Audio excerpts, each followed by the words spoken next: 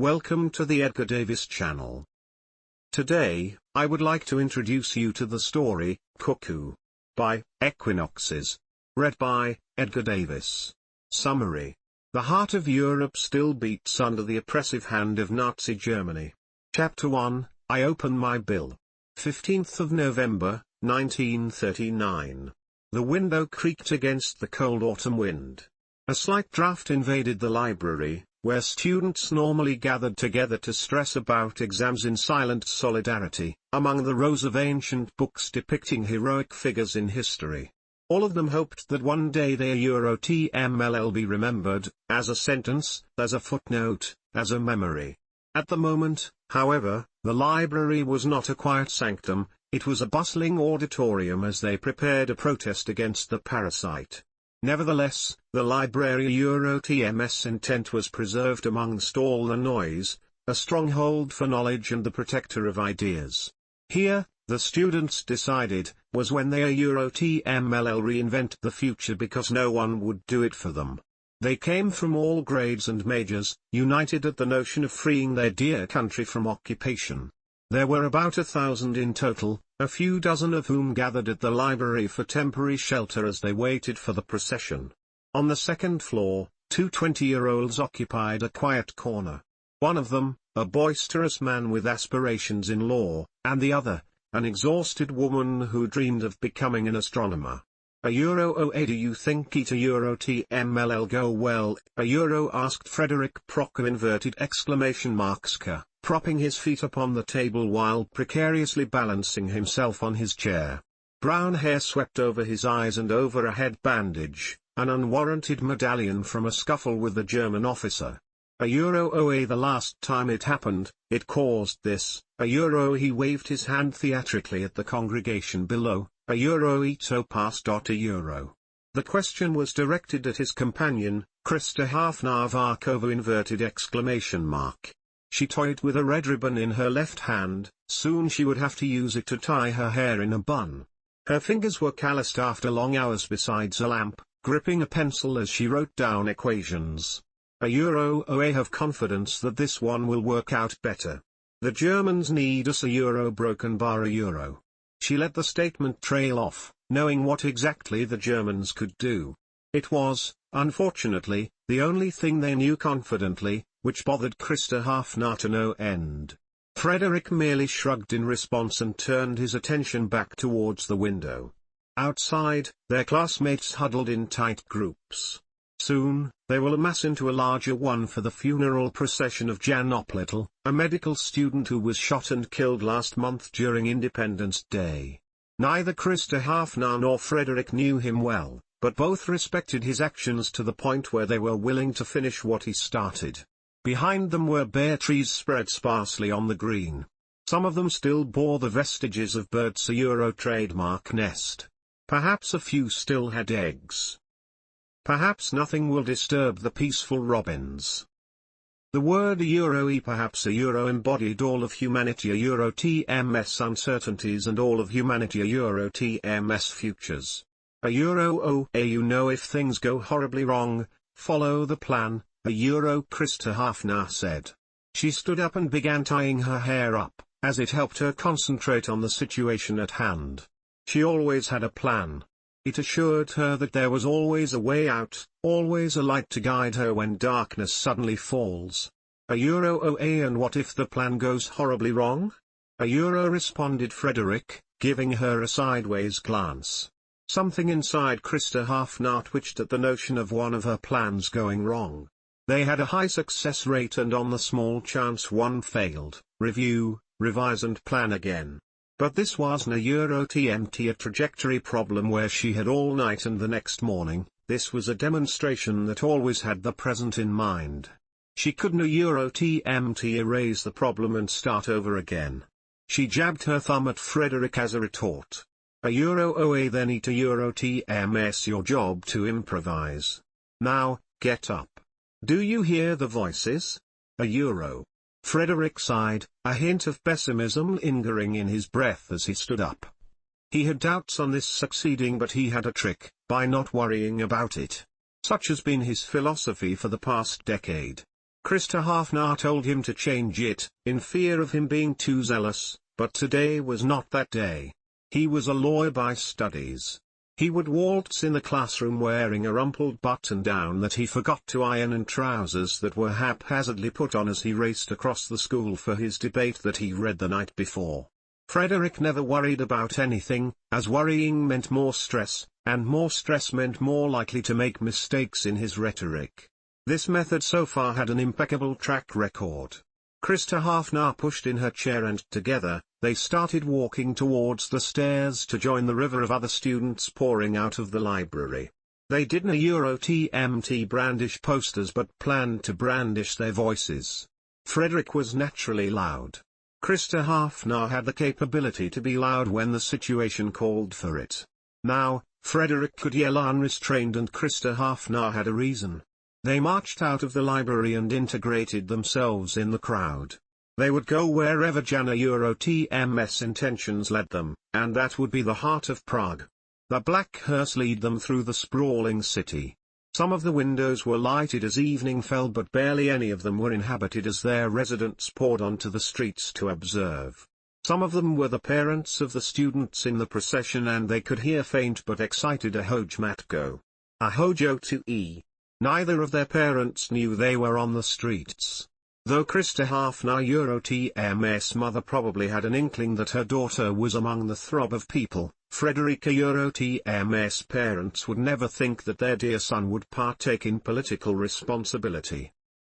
Of course, Eta TMS not like his parents would know of the protest anyway, though they probably had an idea. Frederick was sure that him and his family was fine. All of the proper inverted exclamation marks could talk their way out of anything. Whether that ability would be affected by the recent crackdown on Jews is a different matter. He loved learning about new things, but this is the one subject he would abstain from. The procession came to a brief halt at the train station where they assumed his body would be sent to his hometown in Moravia. Everything became quieter, until only snatches of whispering remained. A cold wind blew through the area. Krista Hafnar contracted her body further into her overcoat and Frederick, noticing this, took his scarf and wrapped it around her. You really should have dressed warmer if we were going to be out here this long, he said. I am wearing 2 coats and a long-sleeved sweater, she fumed, although the faintest traces of a grin were present on her lips. She tilted her head up and straightened her back so that their eyes met.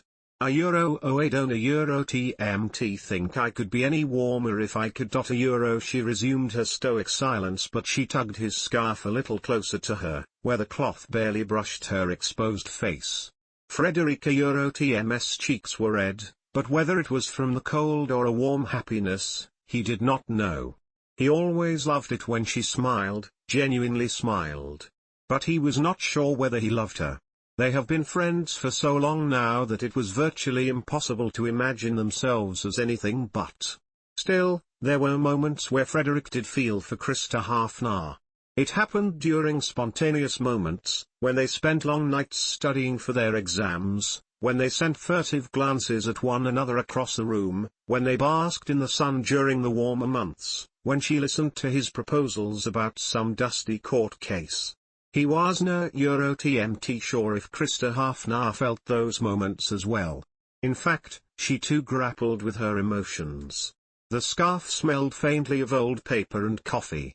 Under her focused expression, a hurricane of possibilities swirled within her mind. She was well aware of Frederica TM's moments, how he would smile brighter when she was there and how he always made her feel radiant after an abysmal day. Krista Hafnar considered herself a free-spirited woman, so she would make him chase her, until they were both tired and collapsed into each other's arms. The both of them knew, however, it would be a long time until that happened. The procession marched on. Even though Jana TM's body was no longer here, his spirit lived on in the heart of his fellow students. The procession transformed into one of reverence to one of protest as bursts of yelling erupted through the crowd. Suddenly, the peaceful, winding river transformed into one of ferocity, whipped up from the incoming storm. Where is my home? Where is my homeland? Water roars across the meadows. Pinewoods rustle among crags. The garden is glorious with spring blossom. Paradise on earth it is to see. And this is that beautiful land. The Czech land, my home. The Czech land, my home. Where my home is. The national anthem of Czechia rang loud and clear like a church bell tolling. Their hearts were trapped in their lungs and the only way to relieve the pressure was to sing. As the procession reached Charles Square, they came in contact with the police and quickly scattered into the open doors of the nearby Technical University. Krista Hafnar grabbed Frederick by the hand and dragged him under an arch, squished uncomfortably with the other throb of students. Krista Hafnar TMS lungs were squashed under the weight of people TMS heavier winter coats and her brain wanted to explode with the force of her classmates trademark nervous chatter. Meanwhile, Frederick and his lanky figure had no problem with the predicament. What do you think is going to happen? He said, echoing the concerns of others. A broken bar. Do you think we should leave? Is that supposed to be a rhetorical question? Frederick stood on his toes and moved his head left and right, trying to search for an exit. TMM just concerned for our safety, that is all. Wait. Let TMS see what happens next and then we TMLL decide. If you see anything up there, tell me. Anything, so far, did not exist. Frederick became frustrated and claustrophobic being surrounded by so many people in such tight quarters. He was used to wildly gesturing his arms in an open room. Krista Hafnar did not mind the restless, though static atmosphere. She was used to working in cramped conditions, building mock rockets and boats in the small basement under her house. And then the parade broke through the wall of uncertainty. Something triggered something amidst a background of nothing. The phenomenon of quantum tunneling was happening before her very eyes. Besides her, Frederick seemed to have caught this new life. He shouted at the top of his lungs, "Down with the Nazis!" The crowd surged forward and out they went, nearly getting trampled by the ecstatic students knowing that they were doing something for the cause. It marched and marched, all around Prague, until they were tired and the day had ended. All the students drifted towards their homes in a dream, the coming nightmare far behind their vision. TMLL see you tomorrow, okay? Said Krista Hafnar. She unwrapped the scarf from her neck, admittedly with a tinge of regret as soon as the cold touched her bare skin. Frederick took back his scarf and wrapped it around his own. Now it was tinged with her scent, a delicate lavender. He nodded. You will. And with those words, both of them entered their houses and shut themselves away from the world, succumbing to a nap, and leaving their schoolwork for the morning. The 17th of November 1939. Morning dawned upon Prague. The alarms of students who had morning classes all rang before 8:00 TM clock, but it was the matter of actually throwing the warm covers off and having the effort to walk to the bathroom. Neither Krista Hafnar nor Frederick were morning people and would rather stay under the comforting night. The difference between them, however, laid in their work ethics. Krista Hafnar TM's awakening was marked with a grudging moan as she stumbled from her bed, turning off the alarm, and doing her normal routine before brewing herself a cup of coffee and walking to the university. A few houses down, Frederick mumbled €5 more minutes €3 times before blindly slamming his palm down on the clock, brushing his clothes and hygiene, and stuffing papers in his bag, before dashing out the front door. Sometimes he would be on time, and sometimes not. In whichever case, they would not be seeing each other until later. The most they ever see of each other are fleeting glances in the hallways and of course, during the free period. 2 days had passed since Gentle Dala TM's funeral procession. Yesterday passed by with no complaints or remarks. Everyone resumed classes and hustled and bustled and had no reason to panic besides upcoming tests. But those 2 days were merely part of the eye of the storm. The second part had yet to come. They sat near their usual spot in the library. Frederick munched on a sandwich, where the crumbs laid on the folds of his shirt. Krista Hafner had already ate lunch, since it was against the rules to eat in the library, and instead occupied herself with a physics problem. €OA, make sure you clean up, afterwards, €, she mumbled. €OA, of course. Of course. Ya TMM, not a hin. He dabbed a napkin on his mouth and put it on the table, only for it to fall down on the floor with a single sweep of his arm. Krista Hafner wrinkled her nose in disgust, but still kept writing. €OA, you TM, re 20 goddamn years old. Pick up after your own mess. €OA was going to pick it up myself. Calm down. As he bent down, Frederick peeked at the work that she was doing. Adjacent to the Greek letters and swirly symbols, he saw a paragraph or two next to a numbered step. €OA, is that for Sylvie? €. She lifted her head up, dazedly smiling. €OA, yeah. In class today, we were learning about integrals in three-dimensional space. €. Frederick resisted the urge to release an affectionate sigh. €OA, and yet, you TM redoing homework at school? €OA, we TM, they been through this conversation a million times already, but I guess you don't TMT quite understand proactivity considering that your debate is tomorrow. Go check out a book on tax evasion laws. €OA, aha, broken bar, perhaps later. €, he shrugged. I have plenty of time. In fact, 17 hours was enough to prepare his defense. Krista Hafner sighed and continued her work. Now since there are three integrals, you can integrate x, y, or z first. Though, I prefer to do them in alphabetical order. €, broken bar. Frederick closed his eyes and put his head down on the table, wanting a quick nap before jumping into the second half of the day. 5 minutes did not pass before his head jolted up, woken up into a dreamy stupor from a door slam. Annoyed, he put his head down again, but was once again woken up, this time by a jarring tug on his shirt.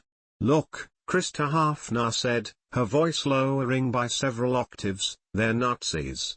At once, he roused from his seat, and his suspicions came true. There were repercussions to their actions from 2 days ago. Both of them bolted from their seats, with Krista Hafner leading the way. Unfortunately, her plan did not become obsolete. It hurt her to stuff the papers into her bag and not place them neatly in their folders. Wordlessly, she jabbed her chin to the next flight of stairs and Frederick followed suit. As they ascended to the 3rd floor, they peered downstairs and saw with abject horror people getting apprehended.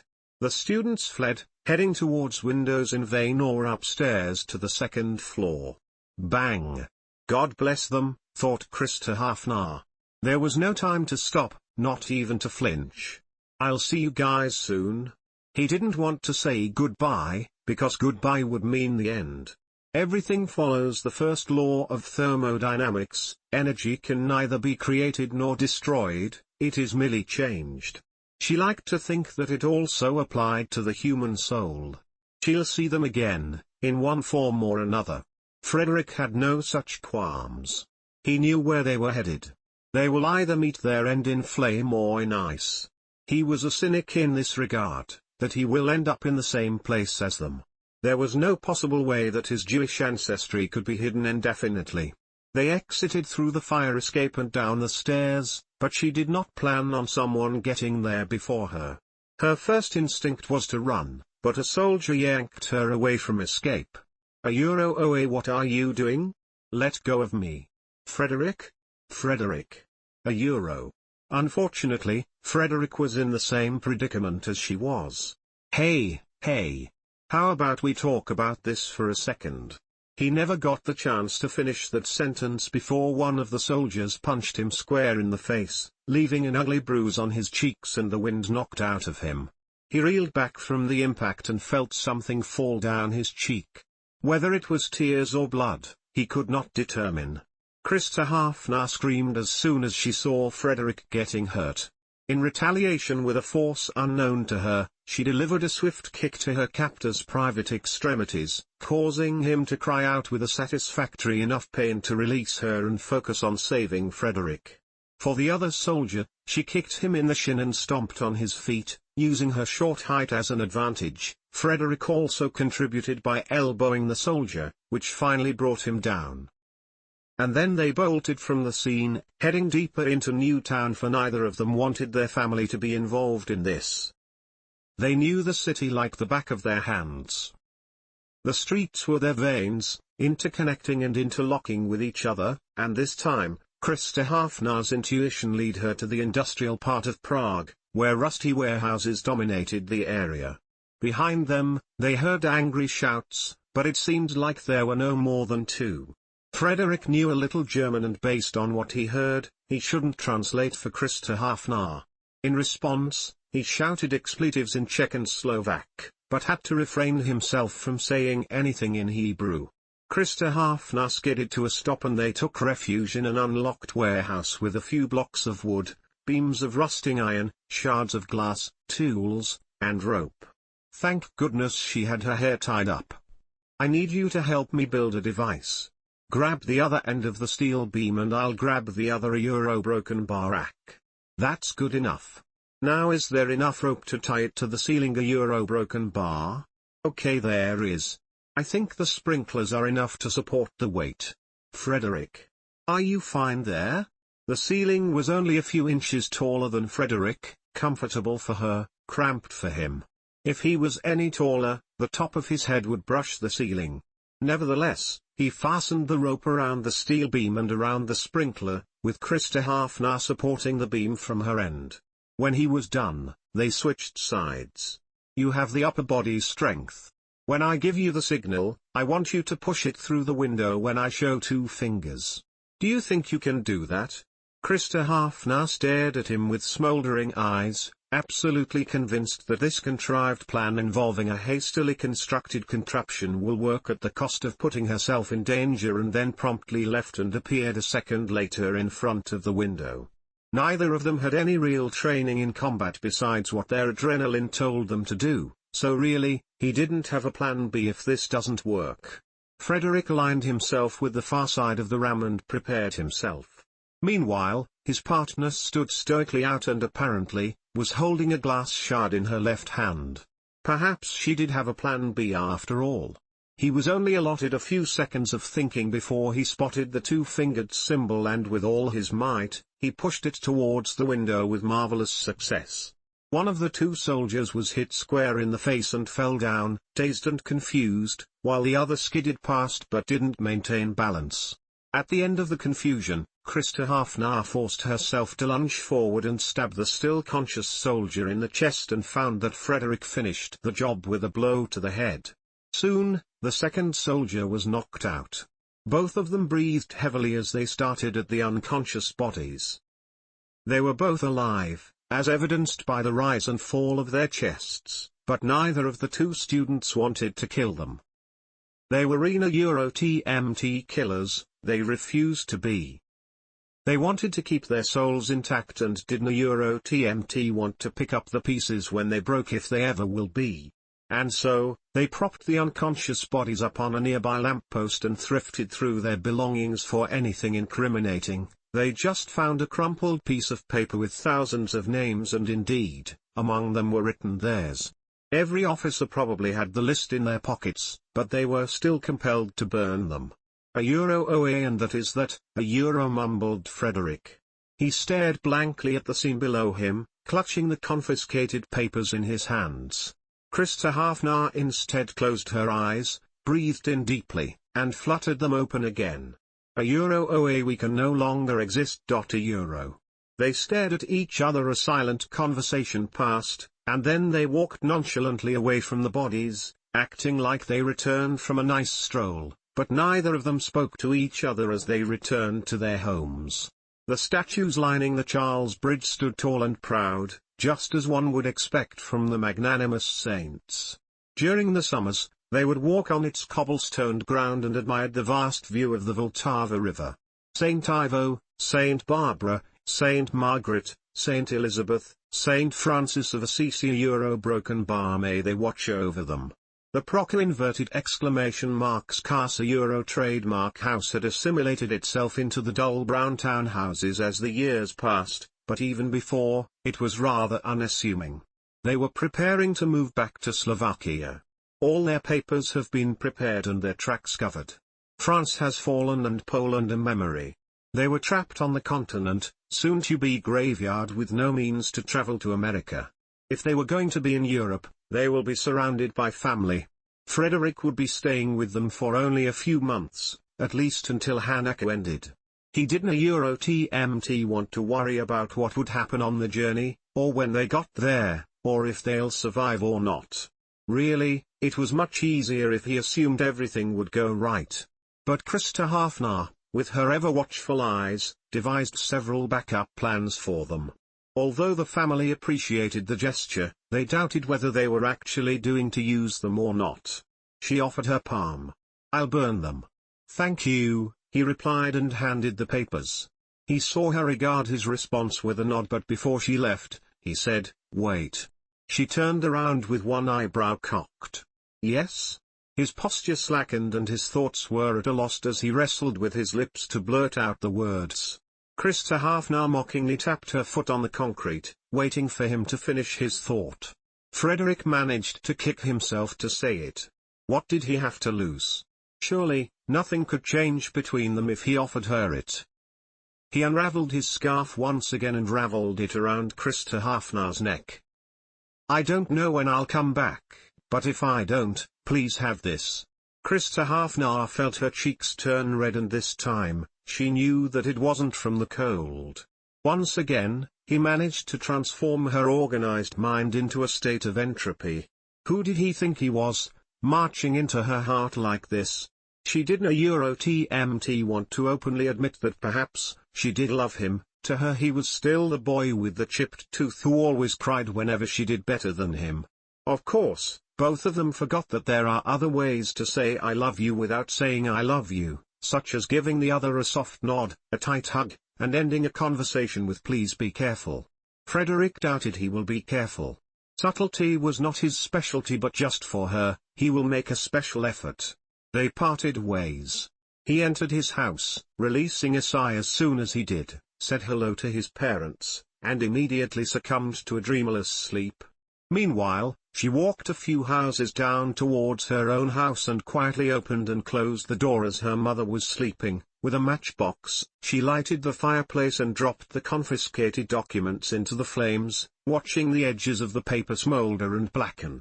Soon, they turned into ash, and Krista Hafnar doused the fire with water and swept the ashes into a waste bin.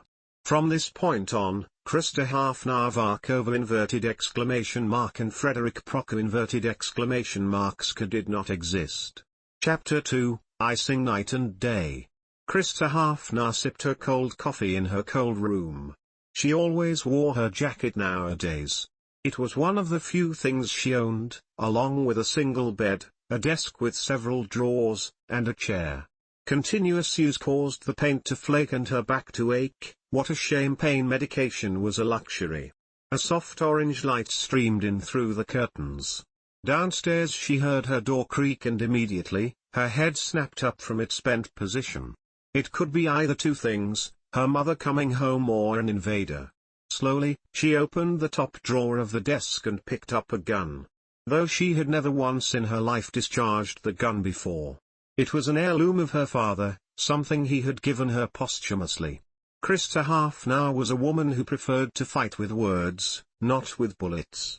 Still, that did not mean she was familiar with how one worked. A Euro OA Krista Hafnar? A Euro her mother a Euro TMS voice echoed in the vacuous air. A Euro OA ya Euro TMM home. A Euro. With a sigh of relief, she put away the gun safely into the drawer and ran downstairs to kiss her mother hello. A Euro OA hello mama. How was work? A Euro. A Euro OAO, a Euro she collapsed on the couch, holding the back of her hand against her forehead. A Euro it was tiring as always. All I do is sew and sew in shades of green, and now, I want to throw every one of my green garments out the window. A Euro. Krista Hafner lovingly patted her mother TM's shoulder and took the chair across from her. Like any other room in the house, the living room of their small house was sparsely furnished with only 2 sitting places and a table with an empty glass vase. There was a vacant fireplace where 2 black and white pictures stood forlornly on the mantel, the rest were left behind in the rubble. One of them was a family picture, where 6-year-old Krista Hafner held her parents' trademark arms, and another was a portrait of her father, Emil van Ackay, in military livery. They do not know where he was buried, and therefore was no TMT afforded the privilege of paying their respects. OA, do you want me to prepare you any tea? I think we still have a little chamomile left, said Krista Hafner, walking towards the kitchen. OA, that would be lovely. Her mother TM's voice drifted through the room, ending with a loud sigh. She prepared the kettle on the stove and stood on her toes to grab a porcelain cup from the cabinet. This particular one had swirling designs of leaves and small pink flowers on the surface. There were originally 12 cups in the set, but only 3 remained, 1 for her, 1 for her mother, and 1 for a guest. She put the tea bag into the cup and leaned on the linoleum counter. The kitchen was always scrupulously clean, partly because only 2 people lived in the house, partly because cleanliness was a virtue. Krista Hafner was responsible for the upkeep of the home once she returned home from teaching. Even the children knew how everything was. The kettle whistled and she poured the steaming water to the rim of the cup. Immediately, a delicate floral fragrance filled the room, accompanied by light breathing. She peeked her head into the living room and saw that her mother was curled on the sofa, with her face pressed softly into the fabric.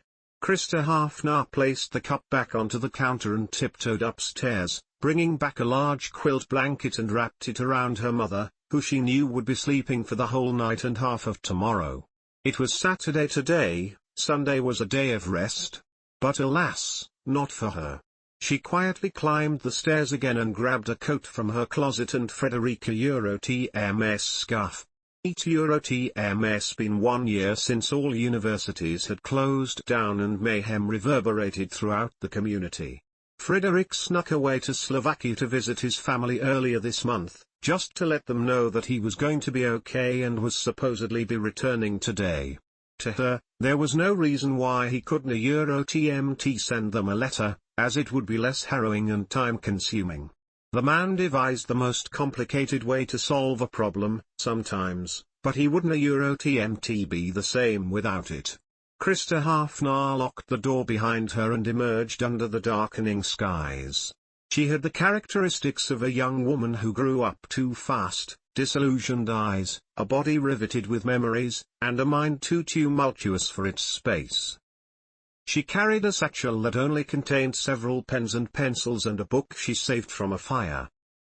She turned her head left and right before heading off into the night. Her head was always tilted towards the sky, not only as a sign of confidence, but as a sign of hope to see if the answers to all the world TMS problems were embedded in the stars. It was a just silly thought. How could gaseous, screaming balls of light say or write anything useful? They did. They told her to continue shining, even against a cold and vacuous environment. And shine she did. Krista Hafner reached a closed, unmarked warehouse. The time was 7:00 TM clock in the evening and the sun had already gone down, replaced by impenetrable clouds and the smell of ozone. She flitted like a bird among a cluster of tree branches, hopping from one street to the other, avoiding eye contact with any lookouts. They were ominously dressed in black, blending into the surroundings. Flashlights were a rarity these days, so she had accustomed her ears to hearing footsteps on cracked concrete. She swung around a corner to reach an alley with bits of trash littering the floor. She squatted on the ground, careful to keep the hem of her dress clean, and ran her hands on the doors of a metal cellar until she felt a small indentation. Once she found it, she opened the door with a key and descended the stairs, closing the door behind her. A smell of mildew always lingered in the atmosphere because of the lack of ventilation, and the heat escalated to almost intolerable heights in the summer, but this was the best that they could do. At the end of the stairs, there was another door, locked from the inside. Krista Hafner knocked on its surface, 3 times with 3 seconds in between. A euro or a euro broken bar password? A euro. A euro o a bar inverted exclamation mark da, a euro she said. The door swung open to reveal a cramped room, only furnished with 4 chairs, a table with unfinished works and papers, and a blackboard with scribbles of numbers and Greek letters and shapes on it, flanked by 2 file cabinets. 2 of the chairs were occupied by her former classmates, Sylvie and Toma inverted exclamation mark a ring inverted exclamation mark, who were also twins. The last chair was a bonus. A euro o a how a euro tms life, Krista Hafner?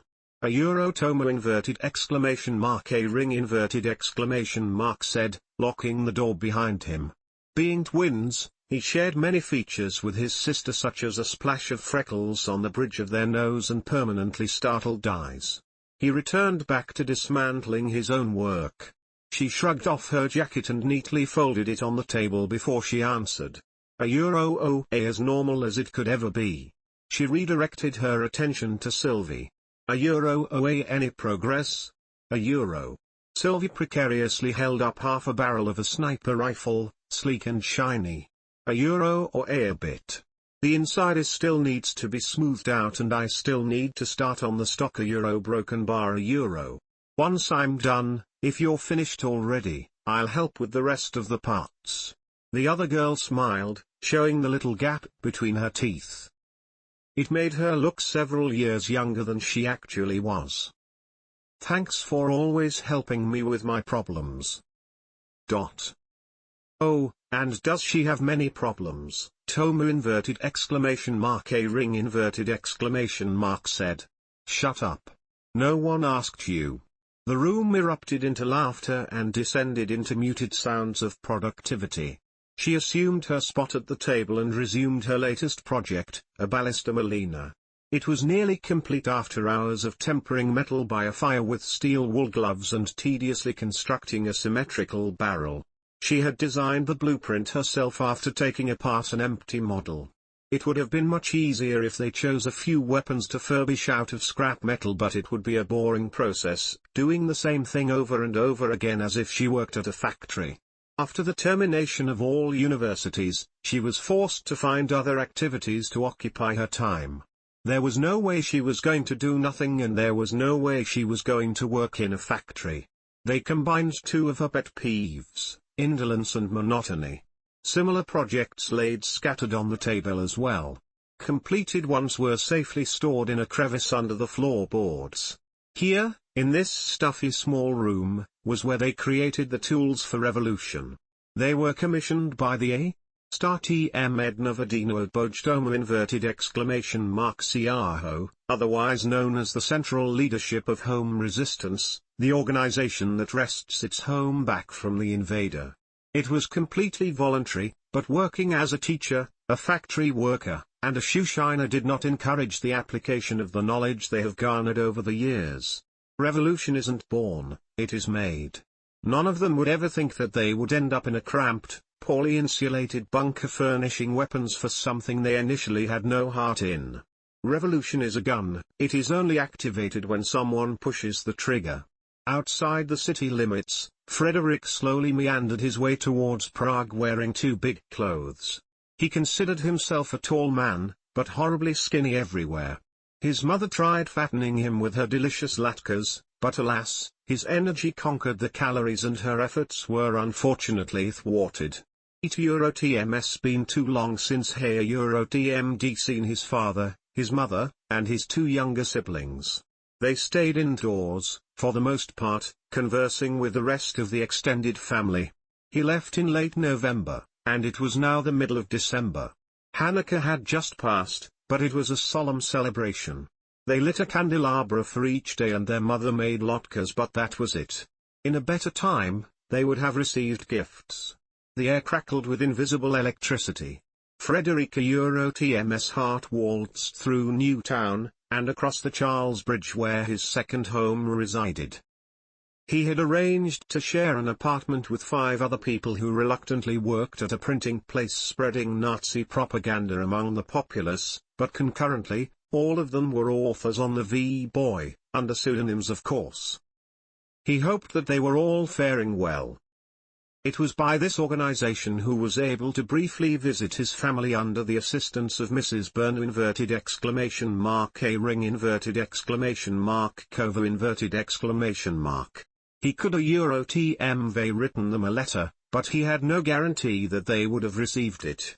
Besides, there were certain emotions words cannot express: nostalgia for lazy Sunday mornings reading to your siblings, attempting to bake telnak with your mother and failing to create a perfect circle, having a nighttime conversation with your father about the future. All of the !Cause were good with words, but none of them knew how to express the bond they felt with each other. He felt the same way towards Krista Hafnar. Whether that was any indication about future relations, he had no clue. In his pocket, several forged documents were neatly folded, giving no indication of his Jewish heritage.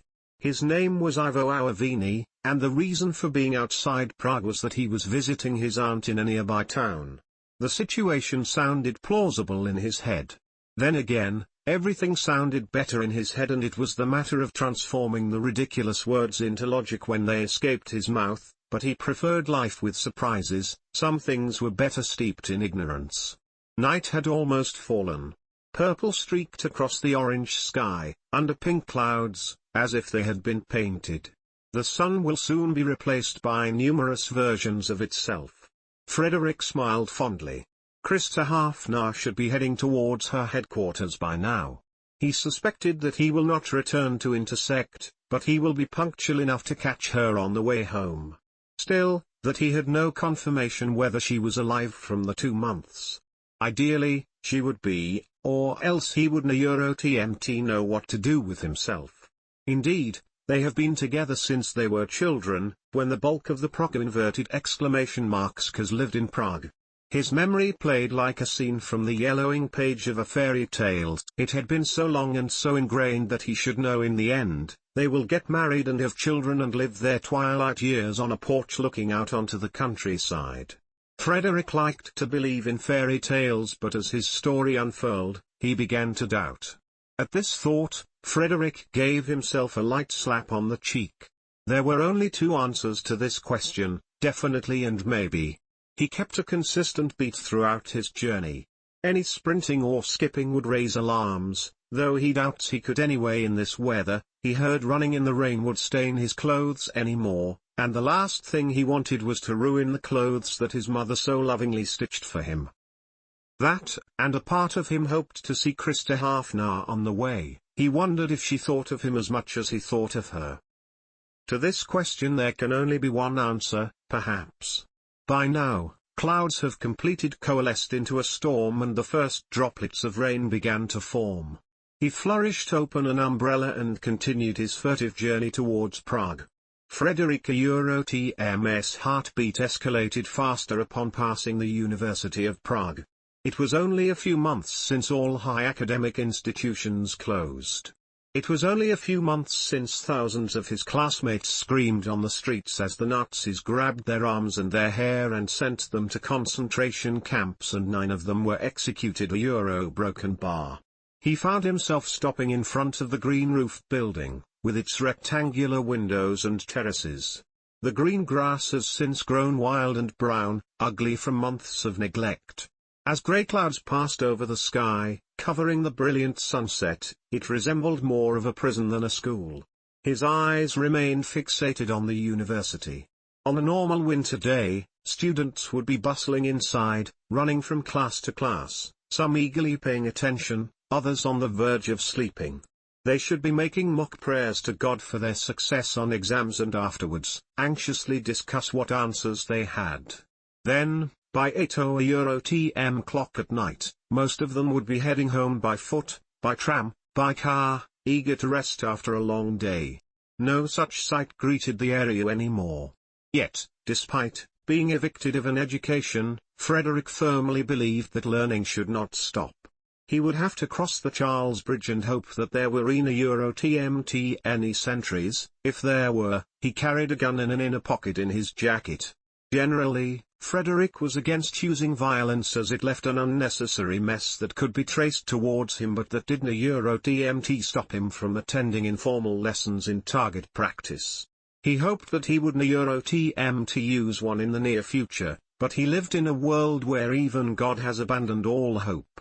The time on Krista Hafner Euro TMS watch read 2 a.m. She covered her mouth from a yawn and cracked her knuckles. There was no specific time when she left as it was contingent on how much she accomplished that day, but the average was 1:30 a.m., with a standard deviation of 2. She was the first one to leave this time, thus she bade farewell to her companions and drifted her way into the night. Unfortunately, as she approached the Charles Bridge, she felt her body suddenly jerked backwards, forcing her to land against a rough, taut surface. Oh no! She twisted her neck around to find the stern glare of a German soldier staring at her. Krista Hafner knew that fighting was futile. Not only was he taller and probably stronger than he was, but he also had a weapon ready by his side. Instead, she plastered the nicest smile she could muster and waited for him to speak. "What are you doing here late at night? A woman of your age shouldn't be wandering in the dark alone." "I'm sorry," she said in a measured tone. "I was visiting someone and I didn't realize what time was it." "And who were you visiting?" "She was visiting me." Both of them swung their attention to a jogging figure emerging from the rain. Krista Hafner blinked several times in rapid succession to make sure that her eyes were not deceiving her. The figure finally caught up to them and gave a formal salute. "A Euro OA, excuse me, officer, a Euro broken bar, a Euro." He glanced at the name tag, a Euro OA Ernst. A Euro. Frederick coughed immediately as to excuse his terrible German. He tilted his head in reverence and extended a hand out to him. "A Euro OA, ya Euro TMM, very sorry for the inconvenience, but this lovely lady is my girlfriend and she forgot something at my house." From his bag he brought out a covered pan and handed it to her. As soon as the last word left his mouth, a furious red bloomed on his cheeks. Krista Hafner gave no conspicuous indication of Frederica Euro TM's impulsiveness, but her chest seized under her jacket and her grip tightened on his gift. She felt Ernst loosen his grip on her, but she and Frederick had to speak their lines carefully. She knew she would. As for Frederick, well, it was his fault that they had to act like this in the first place. "A Euro OA, can I see your papers?" "A Euro," Ernst said.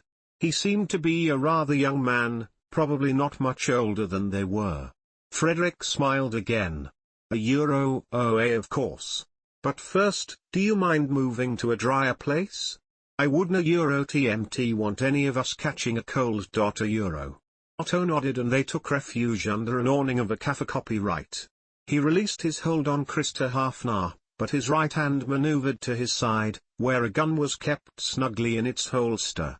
Krista Hafner gave the pan back to Frederick and flourished a neatly organized file and presented it to Ernst. "A Euro OA, ya Euro TMM, sure you a Euro TMLL, find everything in order, a Euro," she said, in equally bad German as Frederick.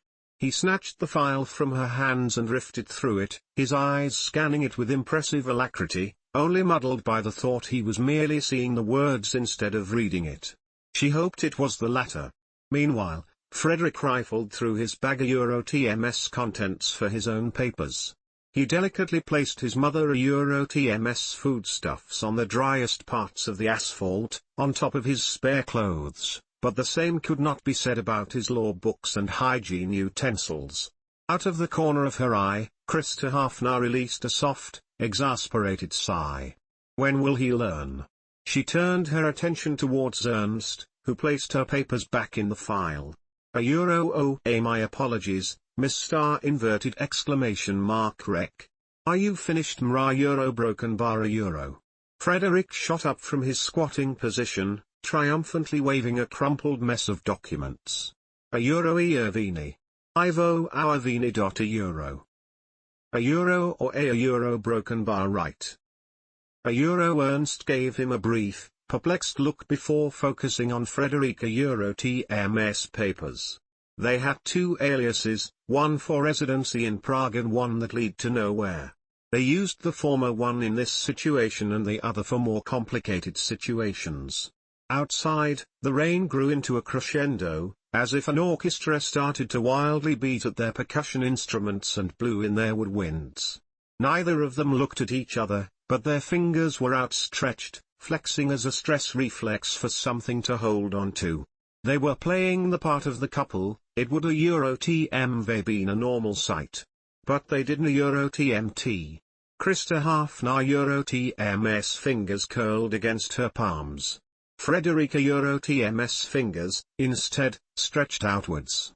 She couldn't a Euro TMT say she missed him terribly much. Days working as a teacher and nights working as a weapons technician occupied most of her time.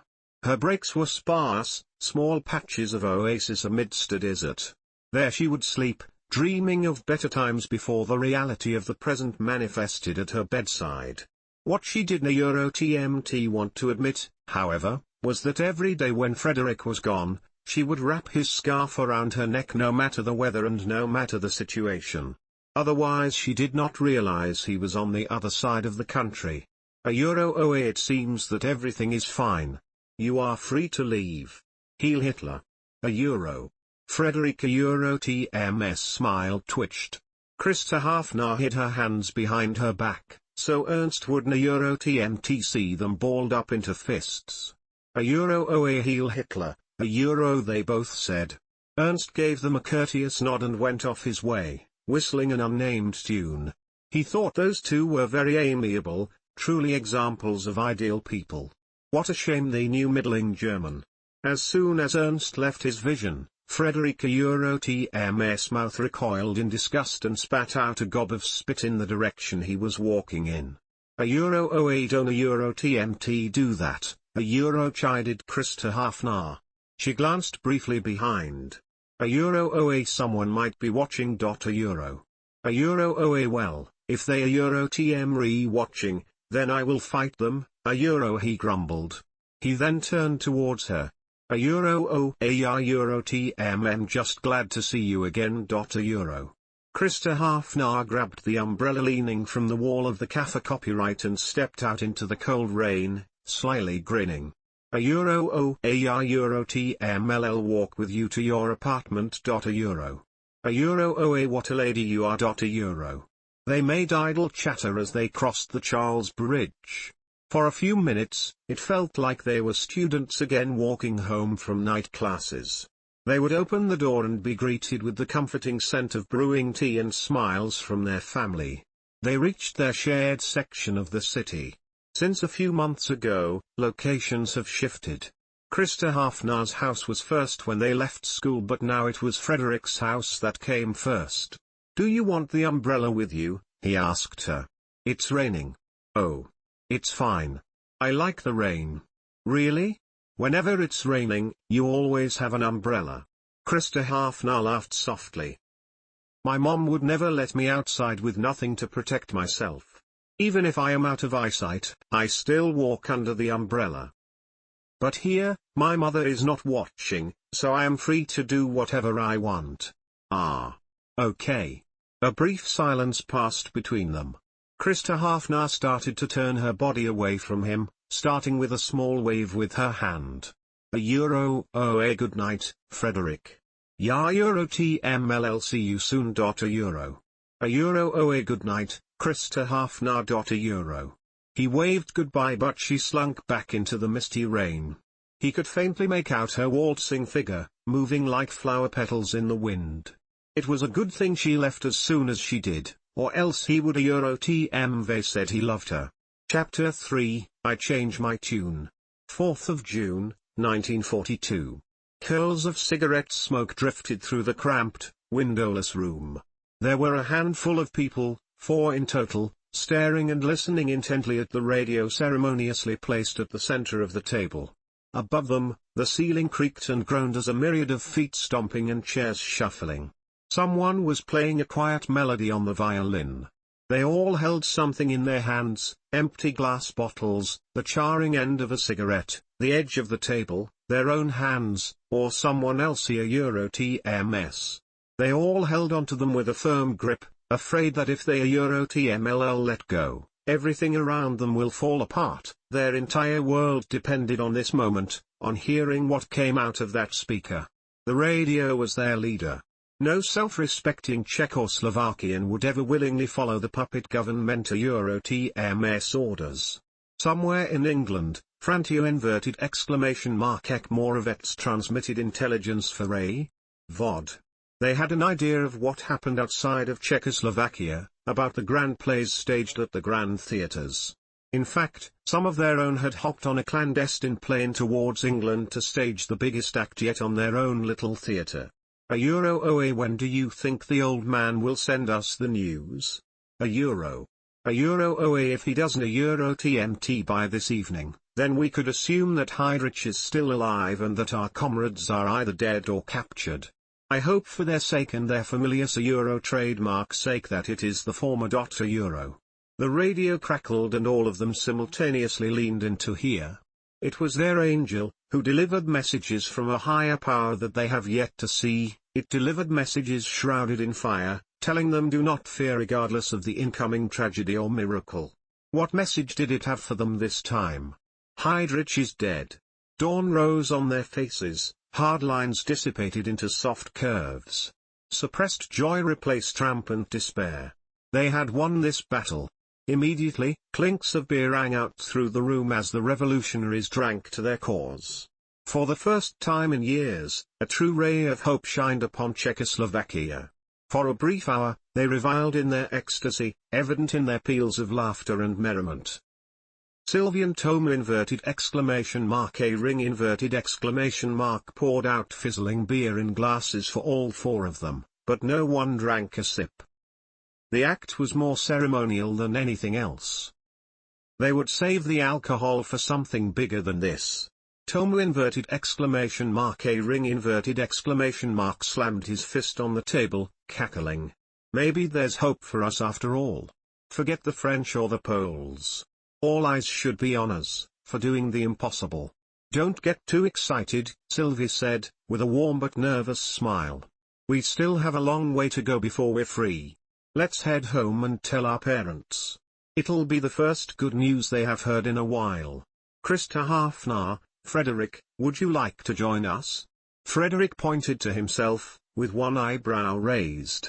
To be honest, he didn't know the twins too well. He wouldn't have come to this meeting if it weren't for Krista Hafnar. Are you sure? That would be a yes, interjected Krista Hafnar, standing up. She sent a glare to her perplexed companion. It's been a long time since I've been over to the Vrabecs. Not since me and Sylvie had to build that boat in physics. Toma !A nodded. He tapped the end of his cigarette. Ah, I remember. Yours sank while mine ended up floating. Oh, shut up. Sylvie whacked him behind his head. Ow. Anyway, Sylvie continued, putting on her sweater with a smug smile, we should go. The four of them left the basement, smiling when they saw their comrades reveling in the good news, and swung open to feel the fresh spring breeze run through their hair. And so they walked, with Krista Hafnar, Toma !A and Sylvie walking together with Frederick trailing a few meters behind with his hands stuffed in his pocket. The three of them kept waving and flicking their hands dramatically, discussing bygone memories from the school days. Frederick wondered where his law scholar friends went after the dissolution of the universities. Sure, the people he lived with shared the same interests as him, but they were all different ages. They had all graduated from the University of Prague. Ideally, his classmates managed to flee the country, possibly from the continent. A Euro broken bar. A part of him wanted to believe most of them did, but every part of him knew what actually happened to them. They passed the dead-end alley where they manufactured the weapons. Krista Hafnar craned her head to take a peek at it out of instinct and then returned her attention back to the conversation. Do you think we'll be able to use those at some point? She said. Those? You mean the guns? Toma !A answered. Yes. Well, we're only the workers. Our job is to make them and it's up to our comrades to use them. He shrugged. But I guess it couldn't hurt to learn some marksmanship. Sylvie laughed. Perhaps. Her laugh was cut short with a cry, a sharp, tinny sound like wind whistling through the trees. None of them heard the fire, but all of them saw Sylvie fall backwards and land with a dull thud with a pool of blood around her head like the halo of a damned angel. Silence. They could have, moved. Why did they? The weight of morning fell too heavily on their shoulders, and then Toma A ring fell. It was just the two of them now. Krista Hafnar. Frederick cried. He grabbed her hand and dragged her towards the alleyway. She did not respond to her name, but rather stared numbly out of the crevasse of light. Her hair had fallen out of its bun in the chaos, the ribbon cast away somewhere on the street. It didn't matter anyway, she didn't have a plan. Krista Hafnar, Frederick said again, the keys? His thoughts were a constant battle between go and stop. They went too fast, or didn't TMT move at all, and he struggled to spit out the words he so desperately wanted to say. The two of them locked eyes for a second, but there was a disconnect. Frederick assumed that she was just too shell-shocked to open the door. That was not the case. In my bag, she finally said. She threw it at Frederick and began sprinting out of the alley. Stay here. €1. Frederick didn't TMT even muster a response before he snatched her wrist and held it tightly. €OA, what the hell are you doing? €, he whispered with narrowed eyes. Krista Hafnar met his gaze with fervent eyes and a tone as sharp as a knight TM's sword. Ya TMM trying to be a hero. OA, you can be a hero without being a martyr. You don't TMT have to burn yourself at the stake. €. OA, but they do. €. OA, we can TMT all be burned at the stake, or else there is TMLL be no heroes to save the day. €. She flinched at his words and she shook her head. Since when had she let herself be controlled by irrational thoughts? No one comes out of a war alive, but she was determined to clutch certain parts of herself that she deemed wholly hers so as not to completely die. Frederick's eyes softened once he realized that she would take the sensible route. The situation, as tragic as it might be, was funny in a way that their roles have been reversed. He was the messy one, in emotions, in personality, in action. It was usually Krista Hafnar who cleaned up after his mess. He wanted to laugh but could not bring himself to. This was not a retreat. They opened and locked the cellar door and descended down the steps and entered the small room that now seemed immeasurably big. They pressed their backs on the brick wall and onto the door. Nothing could be heard outside, but neither of them wanted to see what was happening. All that they could see were the bleeding bodies of Sylvie and Toma A ring, their last smiles, and the twisted grief on their parents' faces. They thought it wouldn't TMT bother them, after witnessing and recovering from the carnage on the University TMS campus 3 years ago. But this was different. It was more personal. They didn't TMT just share a classroom with them, they shared a purpose, they shared a dream and both of those concepts have been ripped from under their feet and they fell until their souls can no longer be seen. Broken bar. Neither of them could say how long they stood there. It might have been 5 minutes. It might have been 5 hours. But slowly, their heartbeats descended to where their memories died down and all they could hear and see was the room and their breathing. €8 broken bar. Do you think we should see TMS going on? Said Frederick. He crept over to the other side of the room, behind the blackboard, and crouched down, dislodging several loose floorboards, hauling out a hefty box. It was a rhetorical question. The Nazis were brutes, but even they wouldn't TMT create overt acts of terrorism without a reason, and considering nothing of interest happened until Heydrich TMS assassination. Broken bar. It could only be assumed that the Nazis were trading the death of one child of the Reich for many of the oppressed. Krista Hafnar joined him and pushed the other end of the box onto the surface. OA we TM going to have to, anyway. It is for the parents' Euro trademark's sake that they must have a proper burial. Euro She swallowed her fear as she unlocked the box with a key. Although they thought of the twins' Euro trademark parents, neither of them had theirs on their mind. What would Mrs. Varkova do, if she had to find her daughter among the thousands of dead bodies? What would Mr. and Mrs. Procco do, if another one of their family members was lost to a variant of the Holocaust? What, indeed? Hopefully, those questions will remain unanswered.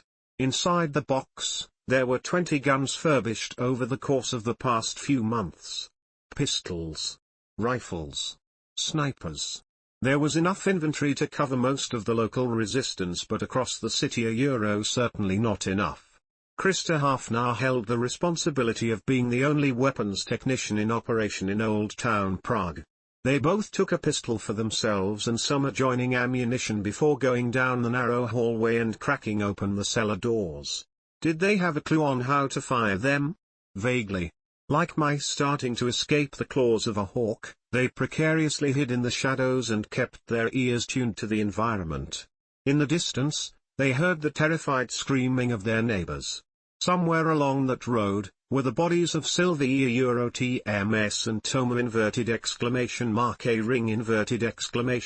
Euro TMS bodies. It was practically suicide to try and recover them. But Frederick didn't Euro TMT worry about the future. He concerned himself with the present, and was oblivious to the disastrous consequences. As for Krista Hafnar, well, adrenaline was one hell of a drug. An unspoken plan formulated between them. They peeked their heads from the shadow of the alley, turning their heads left and right, and madly dashed towards their bodies. Krista Hafnar hefted Sylvia Euro TMS body over her shoulder, trying to ignore the slight wet spot spreading on her side. Frederick carried Toma A Euro TMS body as if he was a sacrifice, using his hands to support the back and legs. Their deaths would not be in vain. Stagnant grief had to be suspended in favor of dynamic action. Frederick was almost close to the safe shadows and he leaned Toma A on the wall, with Krista Hafnar following a couple of meters away, straggling as fast as she could. It seemed like they were in the clear. Euro seemed. A bullet scraped the skin of Krista Hafnar Euro TMS right cheek and flew past Frederick, though he did not notice anything because she didn't Euro TMT let a noise escape from her mouth. Though, it was clear that no amount of subtlety can save them now. Krista Hafnar instinctively whipped her head back, to see who did it. She knew she didn't Euro TMT have to, but she was the kind of person who had to see it to believe it. And there, a dozen meters away, were a group of 4 soldiers walking in front of a car, and that was the last thing she saw before her right eye collapsed into a bloody, congealed mess of tissue. The pain was surmountable to a star-going supernova. A searing pain jolted through her eye and down her spine, causing her to scream and recoil in pain and collapse onto the ground with tears gushing down her cheeks. She didn't Euro TMT want Frederick to see her like this, so ungraceful and chaotic. She Euro TMD rather die than live like Tata Euro broken bar. But one thing was for sure, she would not go down without a fight. In the second before she lost nerve, Krista Hafnar pulled the trigger and let loose a bullet, having no idea if it would hit its target or not. In any case, she would be helping Frederick when she wouldn't Euro TMT be able to. He better live to appreciate it. As soon as her voice rang out, Frederick ran back to her aid. Another gunshot sounded and it buried himself below his rib cage, but luckily, at least, he did not think it hit any vital organs. That didn't Euro TMT matter, however, as he dropped Toma A Euro TMS body onto the floor and dived towards Krista Hafnar. A bullet grazed his arm, but he managed to drag her to safety. Krista Hafnar coughed. She clenched the loose fabric of his shirt and pulled him towards her. She may be in pain, but God be damned if she didn't say this to him before she lost all consciousness. Listen, I want you to recover Sylvie's body. 5 million thoughts raced through Frederica TM's mind. Recover the body? What about the thousands of other citizens who didn't TMT receive a proper burial, rotting under a few feet of dirt miles away from their town, separated from their friends and family? What did it matter if one more person received an unnamed grave? Even if they made it out alive, they could not guarantee that the twins trademark bodies will be buried broken bar at the moment. Krista Hafner TM's life mattered more. If she lived, then she would contribute more than a corpse. But he still found himself dashing from the alley, dragging Sylvia TM's body and placing it next to Toma A ring TMS. At the moment, he couldn't TMT tell you why he did. Under the falling daylight, his eyes barely perceived Krista Hafner TM's breathing. There was a superficial wound on her right cheek, but the real issue laid in her right eye. He couldn't TMT use any of his clothes to rip off a bandage since they were dirty, and so he rifled through his own belonging TMS as well as Krista Hafner TMS to find a suitable substitute. At the bottom of his own bag, there were napkins. As gently as he could, he pressed the napkins onto her eye as a way to suppress the bleeding, ignoring the little gasp from Krista Hafner. They could not be loud. Sooner or later someone will find the bodies, and if they were especially unlucky, somebody would find them. He fumbled for the keys to the cellar and opened the doors, carrying Krista Hafner bridal style down the steps into the room.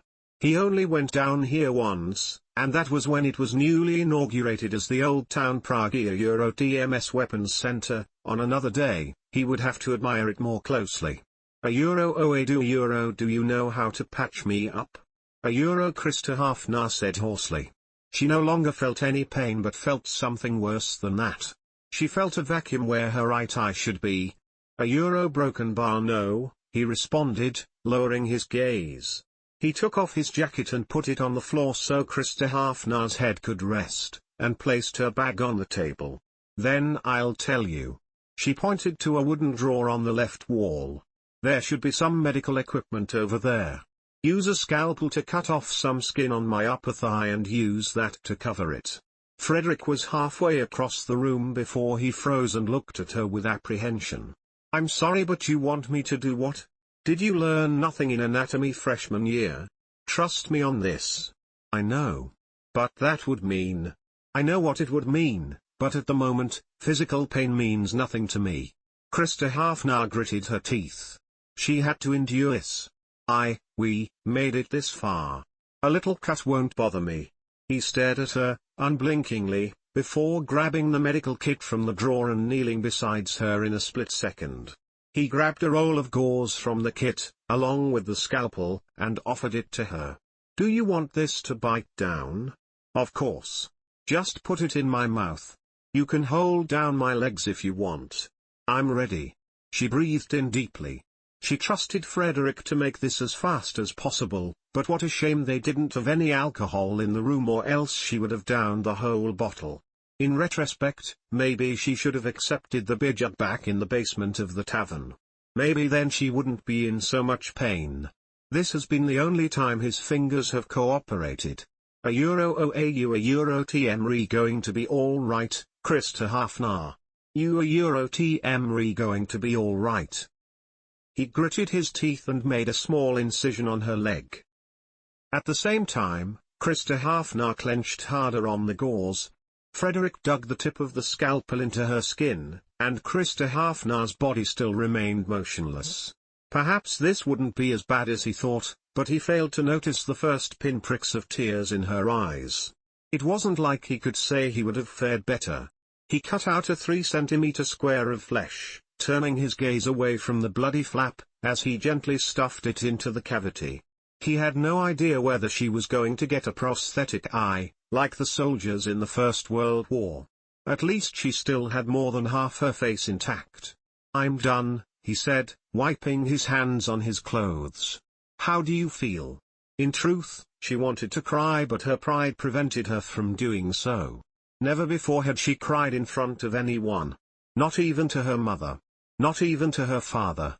And certainly not to Frederick. "I feel fine. Thank you for all your help." With a groan, she sat up, resting her head on her knees. It was going to be some time before she is used to being half-blind. Such is life, she supposed. "I'm a Euro broken bar, just very tired." Frederick stumbled over to a chair and leaned back upon it. "Oh, I know. I understand." She laid back on the ground again, clasping her hands together over her waist. "Do you know what time it is?" "No idea. Probably too early to get up. I'll be here with you if you want to sleep." "Thank you." Krista Hafnar turned on her side and brought her knees close to her chest. In the dark morning, it should be safe enough to carry Sylvie's and Tomo !**s bodies to a nearby field and give them a proper burial, depending on how much time and luck fate allotted them. If not, then their bodies will be gently carried away by the river Vltava, where they will know nothing but an endless dream.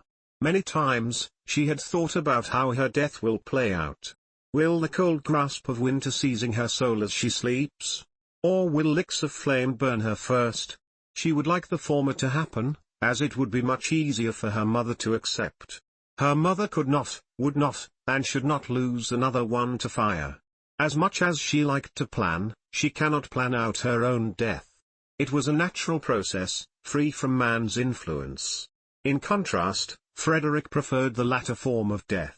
If he should die, let it be that his lungs are filled with smoke and his eyes filled with tears. It should be fitting that he should die this way. As of the moment, he escaped from the Holocaust, but has yet to escape from this one. He pushed the chair a little farther from the table, craning his neck towards Krista Hafnar. Her eyes were closed, and her lips were parted. He would imagine that her breaths would come out as little puffs of air. He remembered the day where she calculated the approximate angle that would be needed so that he would fall down. Her reasoning? "If you're going to do stupid things, I would like you to not hurt yourself in the process." A small smile graced his tired features. Frederick leaned towards the table, stopping when all four legs of the chair were planted on the floor, and dramatically threw off his winter jacket off of himself and placed it over Krista Hafnar. Tomorrow was going to be a long day. And with that, he went back to the seat and dozed off to sleep. 28th of May, 1942. The time was 2 o'clock in the morning. The sun would rise in another 3 more hours. Frederick was the one who woke up first, surprisingly.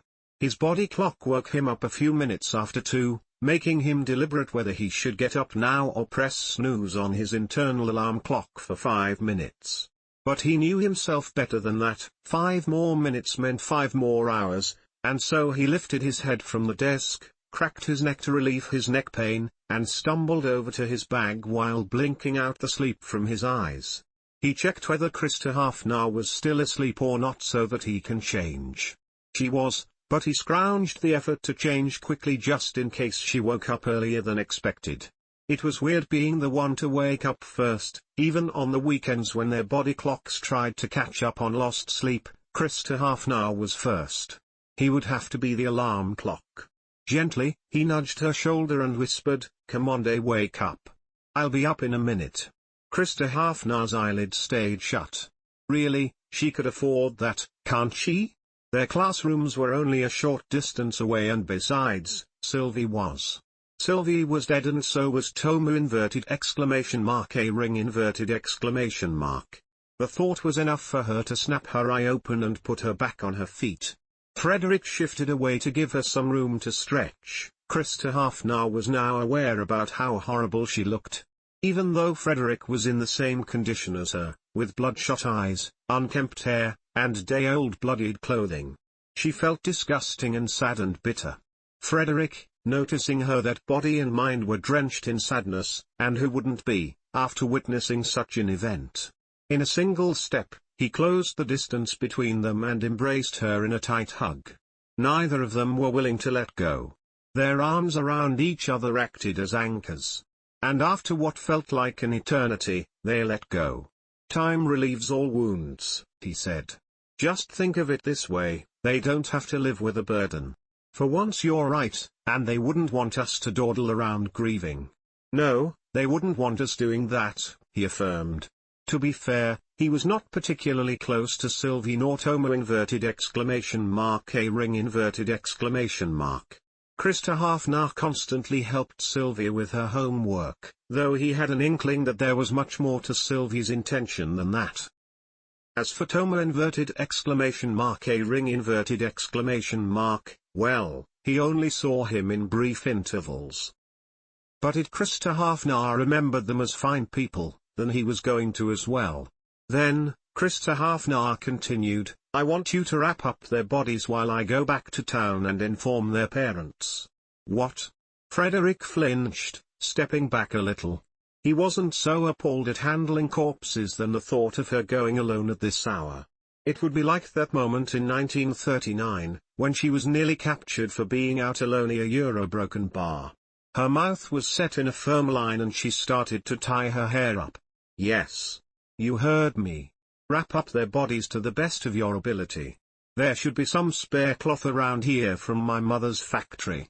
An image of a worried Mrs. Varkova inverted exclamation mark popped up in Krista Hafnar's mind, but she quickly dismissed it. Some pins should be around here to a Eurobroken bar. Once you're done, you can find me at this address.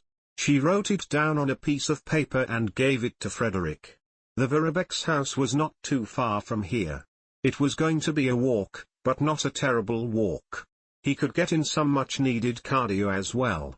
I should be done when the sun rises, and then it should be a conspicuous enough time to wander the city. The Verbecks have a car, so we can use that to transport their bodies to their final resting place. Any questions? A Eurobroken bar. How do you plan on hiding your eye? Ah. That. She straightened her back in realization. He was right. Although the time crunch was not horribly serious, she should be heading over to the Verbecks soon if they wanted this matter to be cleared up, and then later, she would have to run over to her own house and ask for some cloth and string a Eurobroken bar. For now, she would have to loosen some hair strands from her tie and arrange them in front of her missing eye. Is this good enough? Perhaps from a distance, affirmed Frederick. He squeezed her hand, suppressing the thought that she looked a bit cuter with her hair in even more of a state of disarray. Be careful out there. You've already lost something, and I don't want to see you lose another part of yourself. Krista Hafnar smiled. Thank you for your concern. I'll try my best to be careful and I'll see you soon. And with that, there was only one person in the room. Now, there were 6 people in total, 2 friends, 2 parents, and 2 corpses wrapped in linen placed in a cremator. Krista Hafnar and Frederick were allowed to say their final words to Sylvie and Tomo inverted exclamation mark a ring inverted exclamation mark. Thank you for all the memories, was all she said, but her voice nearly broke with the weight. May your ashes ascend to the sky and become parts of stars. Frederick did not share as many memories with them, but he didn't want to say nothing. Instead, he recited a few lines of poem. We thank with brief thanksgiving. Whatever gods may be. That no life lives forever. That dead men rise up never. That even the weariest river wins somewhere safe to see. They stepped aside for Mr. and Mrs. Verbeck to say their last words and put their hands on their children for one last time. They said their final goodbyes, and the metal door closed with a clang. To ashes, their bodies return to, and to the sea they will be scattered. Chapter 4, Far Far, I Fly. 30th of April, 1945. Krista Hafnar and Frederick knew one thing for certain, they will be victorious. Prague's soul restlessly thrashed in its chains. It heard the call of its allies from across the continent, and they are saying that the war is won. The people know it too. They were now 26 years old. Today was a warm Monday. Sunlight streamed in through the window of Frederick's apartment, a room at the end of the last hallway on the highest floor. He laid on his small bed, one hand supporting his neck and the other supporting the spine of an open book, The Trial by Franz Kafka. Krista Hafnar sat cross-legged on the floor, tinkering with a dismantled radio. Are you finished yet? He said, tilting his head away from the book. It's been like, what? 2 days now? Her neck straightened and she looked him in the eye, mirth sparkling. Does it look like I'm done? Do you know how hard it is to solder wires without a constant source of heat? No, because I'm not an engineer. Exactly. But I'll be finished within the hour, assuming this blowtorch cooperates with me. With that comment, they both returned to their own devices. 3 years ago, they had quit their day jobs and committed all of their time to the resistance. Frederick wasn't really reading the trial, though its pages were frayed from constant use and yellowed with age. Between pages, there were small inserts of records detailing the amount of books VOD had in its archives. Although not an official job by any means, Frederick saved as many books as he could from being burned. The spectacles had since decreased in a linear fashion, which was a great improvement from an exponential curve, but he'd rather have a flat line originating at 0. At the very last page, he taped a ring that his parents gave to him all those years ago. He initially did not read about it, but on one quiet summer night, he decided to read the book and found that most of the weight originated from the back. There, a plain silver ring encrusted with a single diamond was taped. His parents did not leave a message, but it rang clear in his mind. It seems that the dream will come true. Before the radio broke, news arrived that the Russians were plowing down through Eastern Europe and the Americans wrestled their way through Western Europe. Czechoslovakia was the bridge connecting these two halves together. It was a matter of which ally would reach them first, but they weren't going to let either steal the show from under their feet. They were the stars here, and their allies were the supporting cast. Earlier, Karl Frank announced that they will drown the city in a sea of blood if any uprising occurred. Well, they haven't directly used that threat before, but at this point, the people were experienced sailors in navigating through this sea of blood. The people streamed into the street as if they were coming to watch a parade. For the first time in years, the city pulsed and its blood started circulating again. Prague was revitalized for a little while, before the streets were cleared. It was just the introduction, however. The finale would come soon. Krista Hafnar tucked a stray strand of hair behind her ear before picking it up with her hands and inspecting it. It was a lovely device, really, despite its age and rusting parts. She did her best to polish the metal with a stainless steel scouring sponge, but when you're a 10-year-old radio who endured several drops from great heights, it was hard to return to your glory days.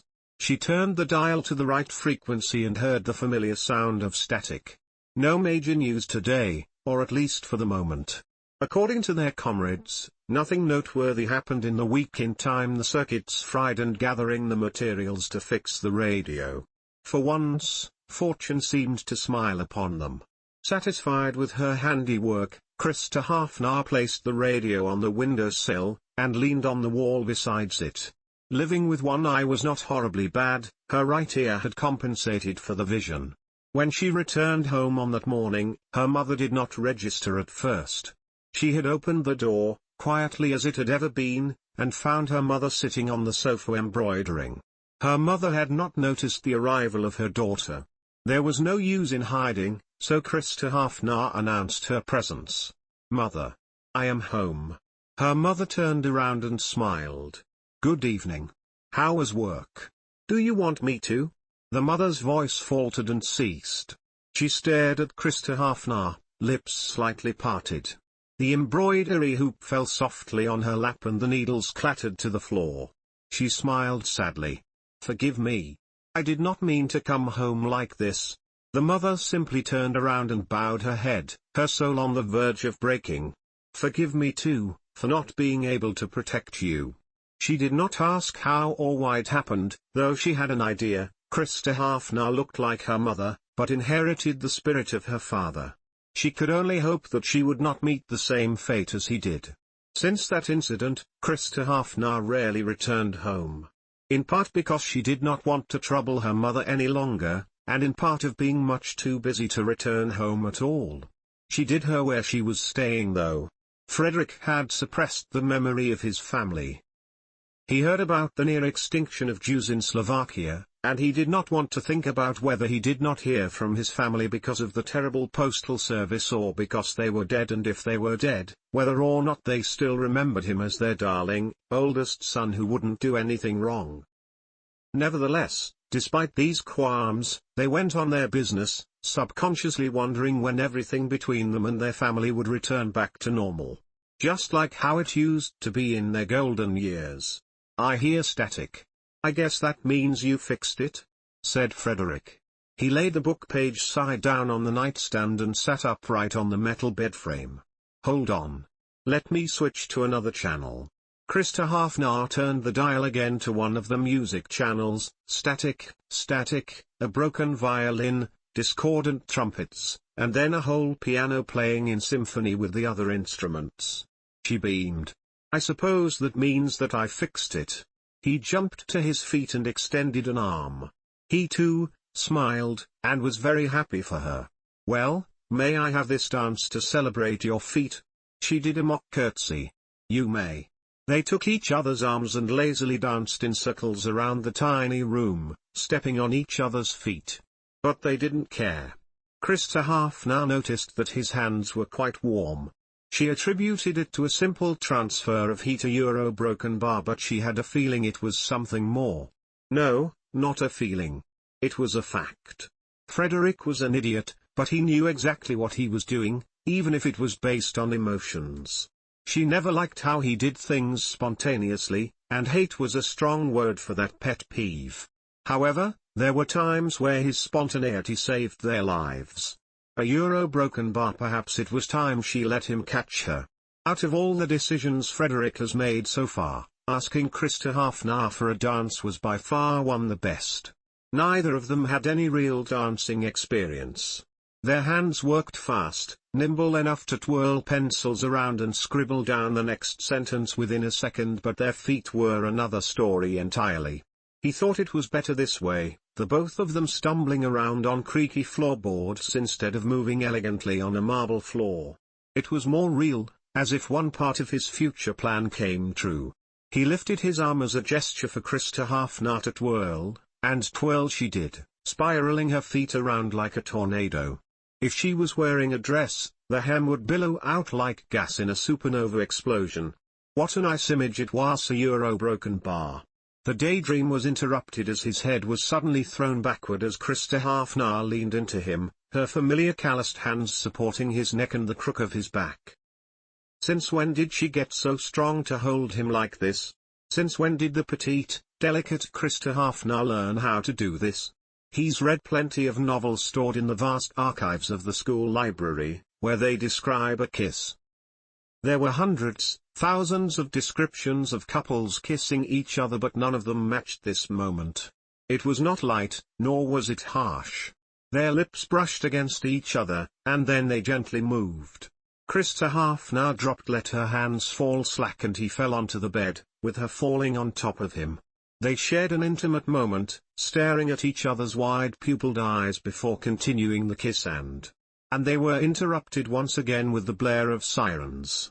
They only had time to share a wistful glance before diving back into the action. The dream was broken, and moments like these are only temporary. They knew that. They slunk back into their routine, the heat slowly dissipating between the vast distance between them. Now that the radio was fixed, Krista Hafnar tried working on other projects but cannot bring herself to move her hands. Frederick picked up a pencil and placed the tip on the last piece of paper, but like her, he could not find the motivation to continue working.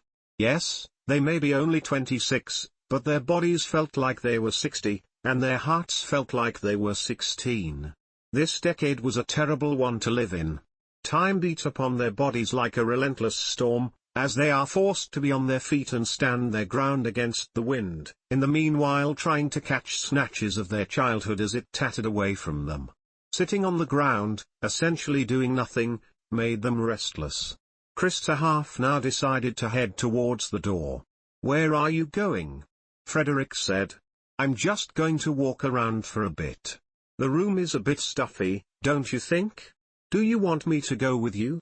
It's quite dangerous outside." "I'll be fine. It will only be a little while. If you insist."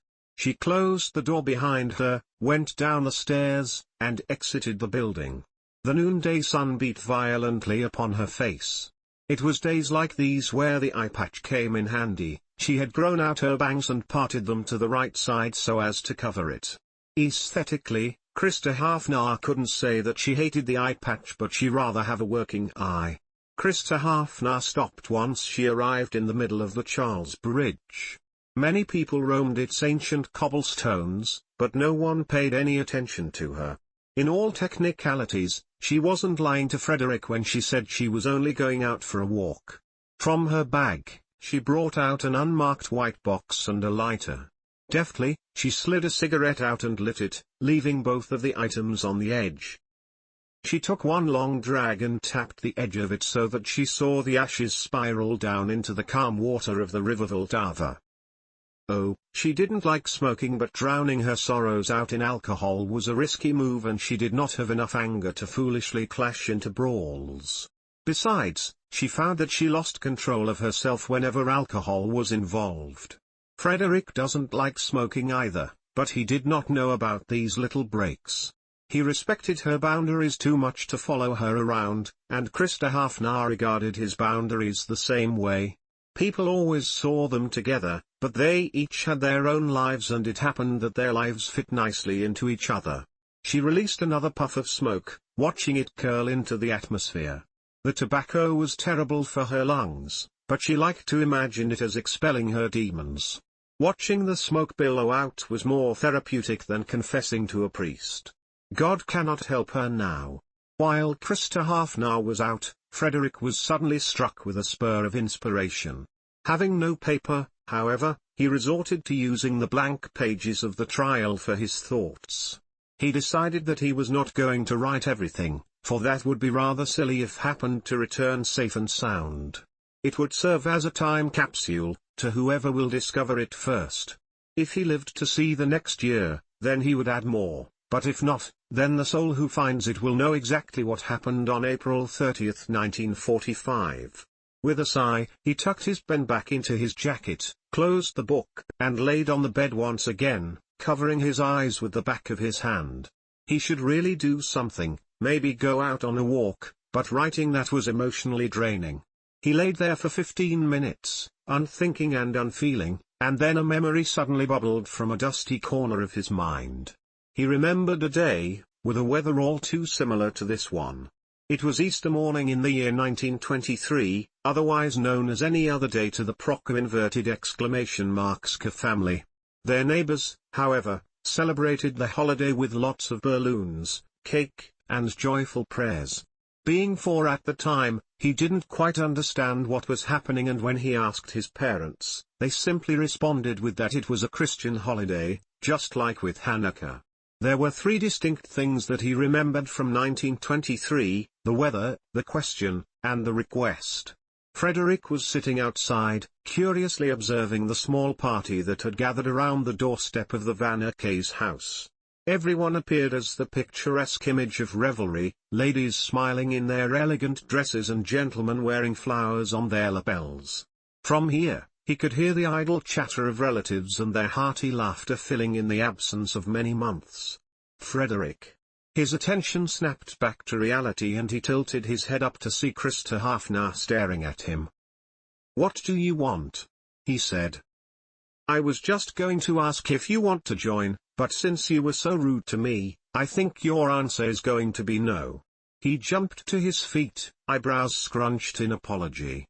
"No, no. I was just thinking, that's all. But why would you want me to join?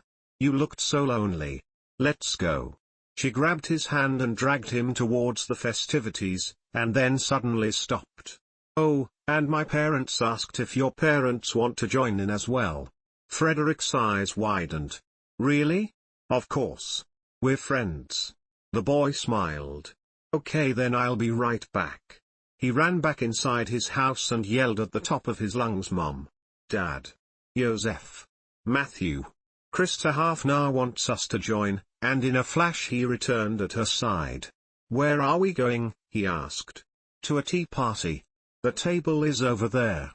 The 2 children meandered through the crowd of adults, their skin brushing against the long, soft skirts of women.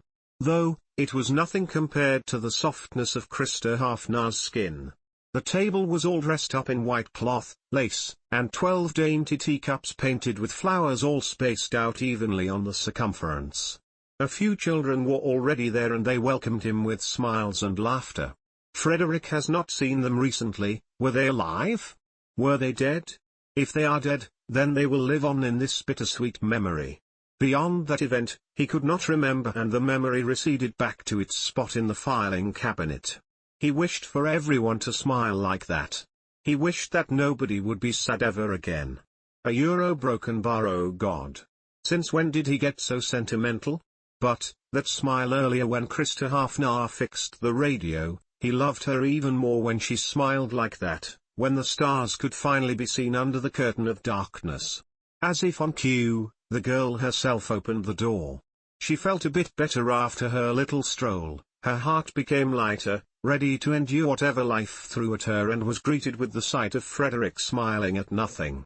She kicked one of the legs of the bed, startling him out of his daydream. "Hey! What are you smiling at?" "Oh, I was thinking when all of this is over, I was thinking we could host a celebration of some kind with our families and the remaining members of a VOD. It would be nice, you know, just like old times but with a welcomed twist."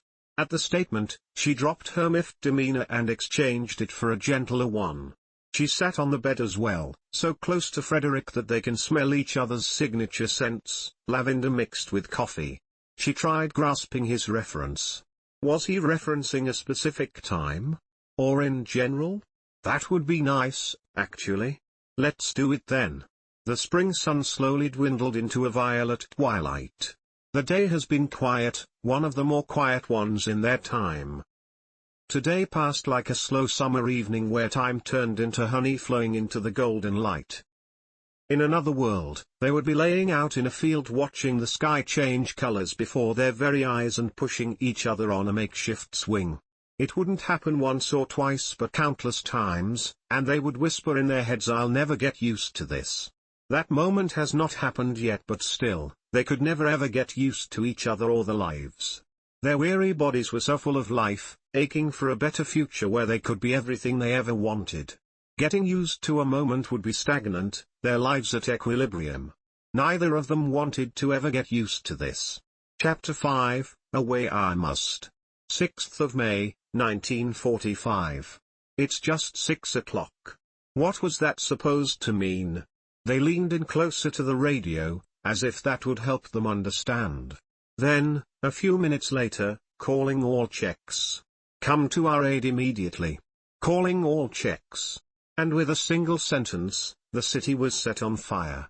They grabbed their guns and their hearts and ran into the streets, heading straight towards the radio tower.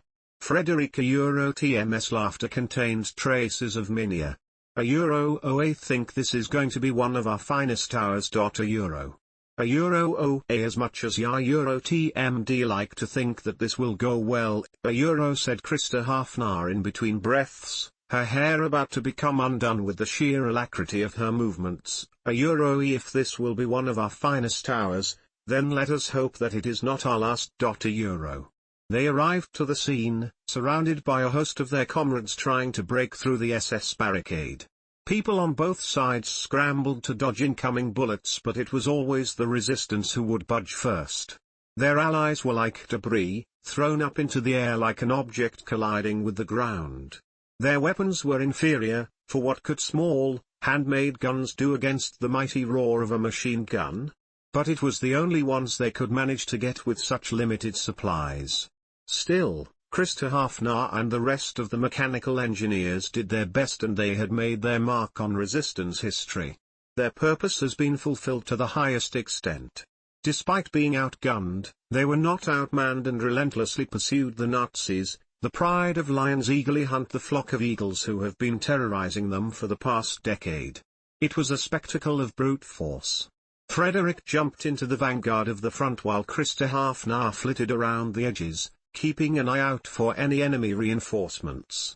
In the time it took the resistance to storm the radio building and force the Nazis into the basement and courtyard, none came.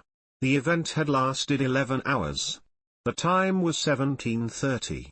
The soldiers have surrendered and are now considered non-threatening.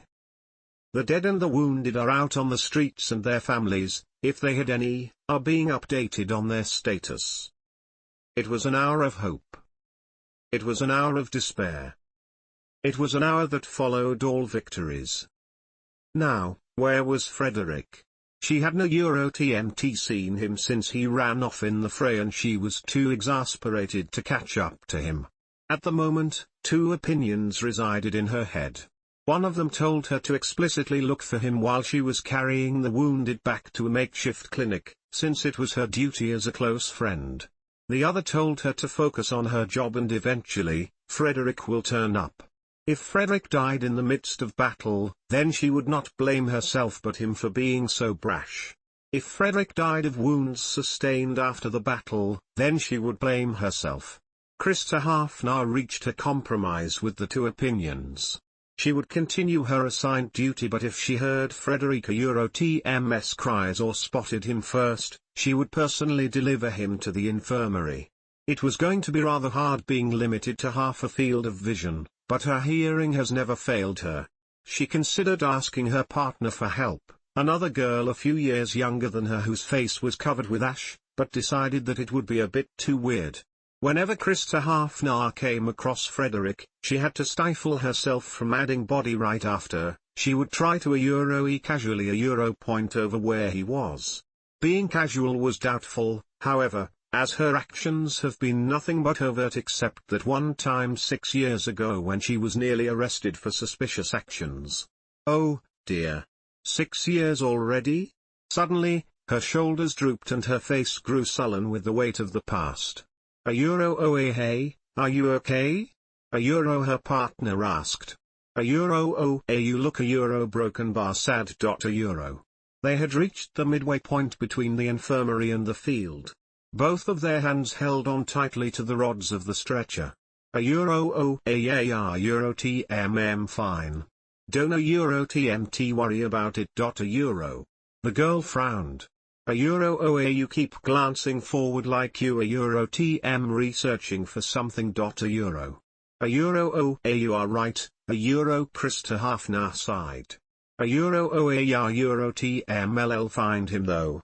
TMLL always find him.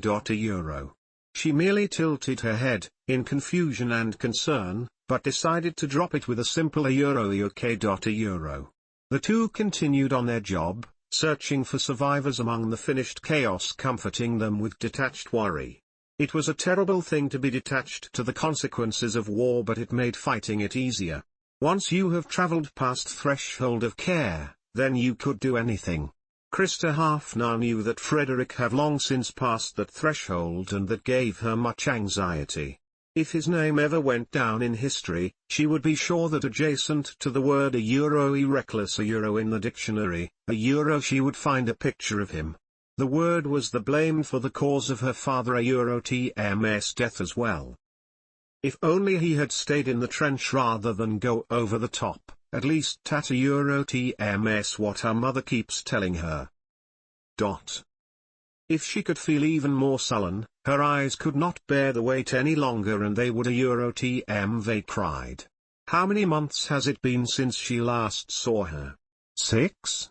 7? 8? Time flies by so quickly. After this part of the battle was over, she decided that she would visit her. Give her some comfort that her daughter is still alive. It was the least that she could do. A groan interrupted her thoughts. There. Her companion said, pointing in a northwesterly direction. They hustled over. The soldier looked like he was in his late 30s, but the grey hairs in his beard made him look older. There were 2 bullet wounds in his chest, both of which were covered by his hands. Krista Hafnar took his legs while the other took his head, and they tried their best to gently lift him up on the stretcher. It never went well. This routine continued for a few more bodies. After lifting dozens upon dozens, they were allowed a break. Thank God that they were not ordered to take care of the dead or to deliver the grim message to their family, if they had any left. Krista Hafnar decided to seize this time to finally visit her mother, whose house she had to get through by once again carefully traversing the former battleground. She gave small nods of acknowledgement of those still working and went her way, until she arrived to the very edge and heard a feeble, but familiar voice calling her name. The sight of her without him now became unfathomable. Their relationship seemed to defy all the known laws of universe. It is known that all compounds can decompose, but it seems that theirs did not undergo any sort of decay. Theirs was something stronger than iron, and it was utterly unnatural that they had stayed together this long, but they were gratefully ineffable. That is why Krista Hafnar immediately turned back and delayed the visit to her mother, for a little while at least. She was sure that she would be fine. Her mother was not active in politics and lived in a quiet house on a quiet street. Mrs. Varkova was safe, but Frederick was not. She found him lying on his side, with a shallow wound on his right cheek and his hand over another. Once Frederick caught sight of her and was sure that she could see him, he forced an apologetic grin and pulled his left arm out from under him, presenting a daisy to his dear saving angel. €OA, please accept this as an apology. €. Krista Hafnar crouched down to his level, dissatisfied, and she hoisted him up to her shoulder. €OA, in all honesty, I had low expectations for your survival. Where did you get that, anyway? €. €OA snatched it out of a house TMS flower pot. I figured that you would feel angry once you found of him. €. OA, you could TM they died. €. OA, at least I would die doing what I loved. €.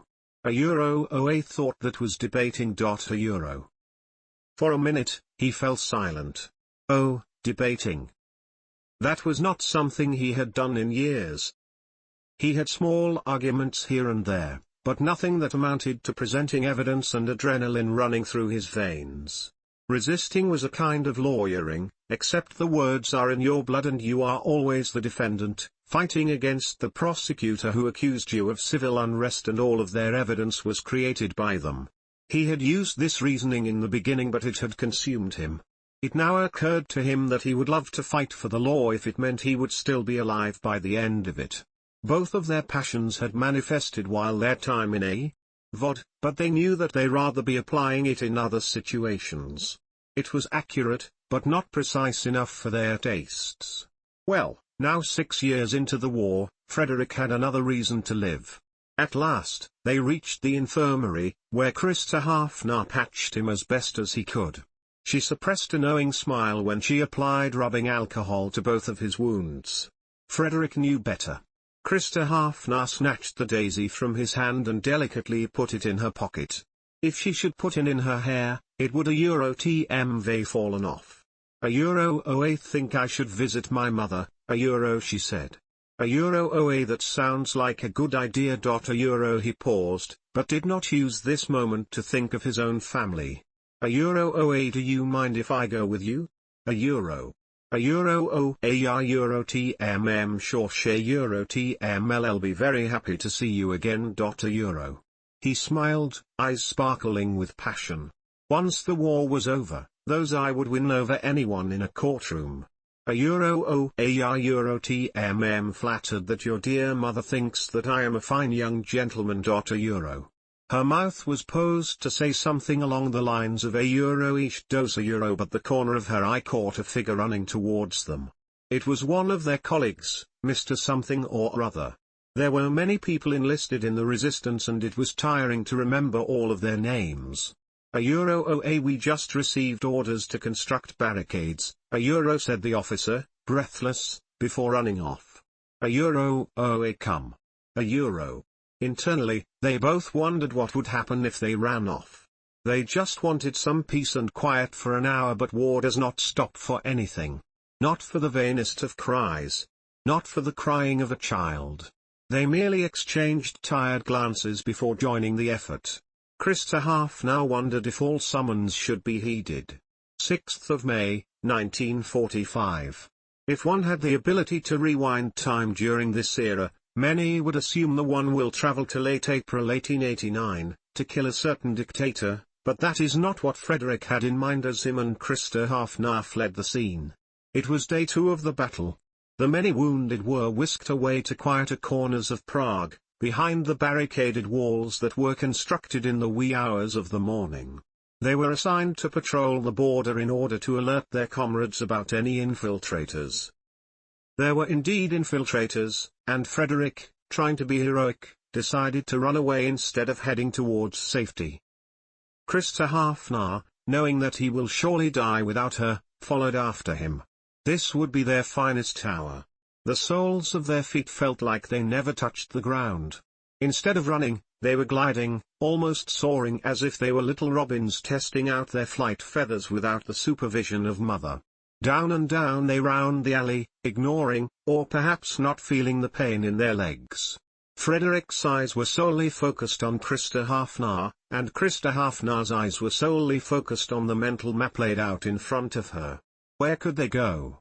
Where are they safe? She was safe once before. Where was that place? Where? Where can she rest where the cuckoo bird won't find her? This is a situation that she cannot formulate a plan, but she still ran and ran and ran. She wanted to appear knowledgeable, even when it was beyond practical, to the end of her days. The best that she could hope for is that their pursuers would lose interest and return back to the main event, but there were too many to outrun. Let's seek a building, she thought. Perhaps we can barricade ourselves in. She swerved left and entered the Grand Hotel, a German-owned establishment, looking behind her not to see whether she was still being chased like a rabbit but whether Frederick was okay or not. His grip on her hand had tightened tenfold, just like the walls of their hearts as it beat rapidly to the tune of their footsteps. Up, up, up the stairs, past the dumbwaiter and the laundry chute along the undefined route. Frederick, though Krista Hafnar's plan was ingenuity at its finest. They were enclosed in a public space where anyone could be hurt, and certainly the Nazis wouldn't do that towards their own people, and sure enough, reckless gunfire had been replaced by furious yelling as their pursuers were forced to split due to the hotel's tight quarters. Krista Hafnar scanned the hallway they just entered for any points of escape and spotted a cleaning cart a few doors down. They sprinted towards the room, frightening the maid. "I'm very sorry, miss," she said quickly, her tongue stumbling over German, "but we need this room and the keys. Please, for your own safety, get out." On cue, Frederick tried his best to push the maid out of the room and snatched the ring of keys from her waist, threw it into Krista Hafnar's hands, before muttering a quick apology and shutting the door. She kneeled on the ground, thrifting through the keys for the right one while he started to push some of the room's furniture towards the door. Time slowed down as the both of them collapsed on the floor, but Frederick got up and threw open the windows leading to a balcony. A cool breeze streamed through the room, but that was not enough to quell their fervent hearts pumping, hot blood running through the citizen's Euro trademark veins. "What do we suppose we do now? What do we have?" Frederick asked, staring blankly at the barricade. They had a future if they surrendered right now, though with all the mayhem they had caused, they would get killed once the Nazis broke through the makeshift barrier. They had a past which told them not to surrender under no circumstances. They had the present, which told them to run. None of those possibilities were feasible, so only one answer remained. "A Euro OA ourselves, a Euro," said Krista Hafnar. They embraced and became each other a Euro TMS centers of universe. They were the source of all local chaos, like a ravenous black hole pulling everything around it into its singularity until there was nothing left but the hole itself. They clutched each other in fear, in ecstasy, in love. In that moment, Frederick had one single regret: he should a Euro TMV taken his book with him. It could a Euro TMV made the end of this story much more sweeter than bittersweet. Krista Hafnar had one single regret as well: she didn't a Euro TMT say goodbye to her mother. Both of her dearest people were going to die the same way. In a blaze of fire, covered by a shroud of war, with shards of their halos falling down like glass glinting in the light. The barricade gave way. Fire does not know about the gleam of youth, still shining with vigor beating as fast as the flame flickers. Fire does not know about grief of millions, about the living who had lost, and the lost who are found face to face with the living. Fire does not know the promise of tomorrow. It only knows how to burn. It was all perfectly positioned, orchestrated as fate had already written the script. The tense stance of the soldiers, clutching their guns and feeling the pressure of the triggers on their fingers, the light shining through the window as if it was a spotlight, falling and following the two main leads as they fell over the marble railing of the balcony with nothing to hold on to each other but each other. It is only fitting that the grand play should have a grand finale. Mrs. Varkova woke up from a terrible premonition instead of all the commotion. Slowly, she eased into a waking state, clutching her forehead in anxiety.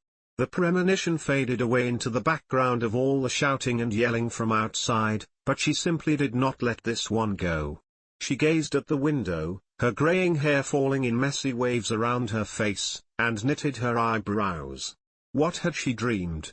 The woman made her way towards the kitchen, preparing herself some tea. She used the same teacup over and over again, leaving the other two victim to dust. Sipping the tea calmed down her nerves, but it could not quell her headache. Once Mrs. Varkova finished the last drop, she was suddenly aware of the mayhem happening outside.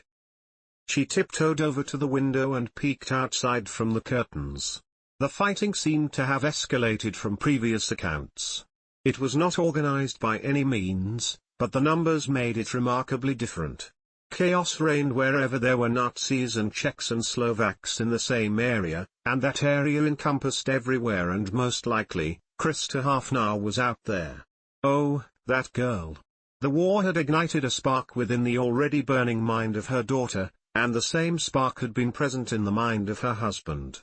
At least, for the majority of her life. No, she shouldn't TMT say that. Krista Hafnar had many more years to go. She had adopted the mother TMS pensive attitude, but had then exchanged it for her father TMS Spitfire broken bar. Every morning, she prayed to God to keep her daughter safe, but she was not a religious person. The house never kept any real objects of worship, they had a single cross that was kept on a dusty shelf. Now, the wooden edges have gone worn and soft, shaped by the feverish love of a distraught mother. She did not pray to the God, just a higher power, to anyone who could be listening. Mrs. Varkova TMS fingers let go of the tiny scrap of lace curtain, letting it fall into place. She could only hope that history remembers this day, but she could not hope that it remembers the name of her daughter. The mother meandered to the kitchen and picked up a well-used bag of chamomile tea and grabbed her coat from the rack, not minding all the racket outside. TMS sure that after romping around today, Krista Hafnar and her friend, Frederick, was it? Would very much appreciate a cup of tea. After all, the time for the cuckoo bird to leave is nigh.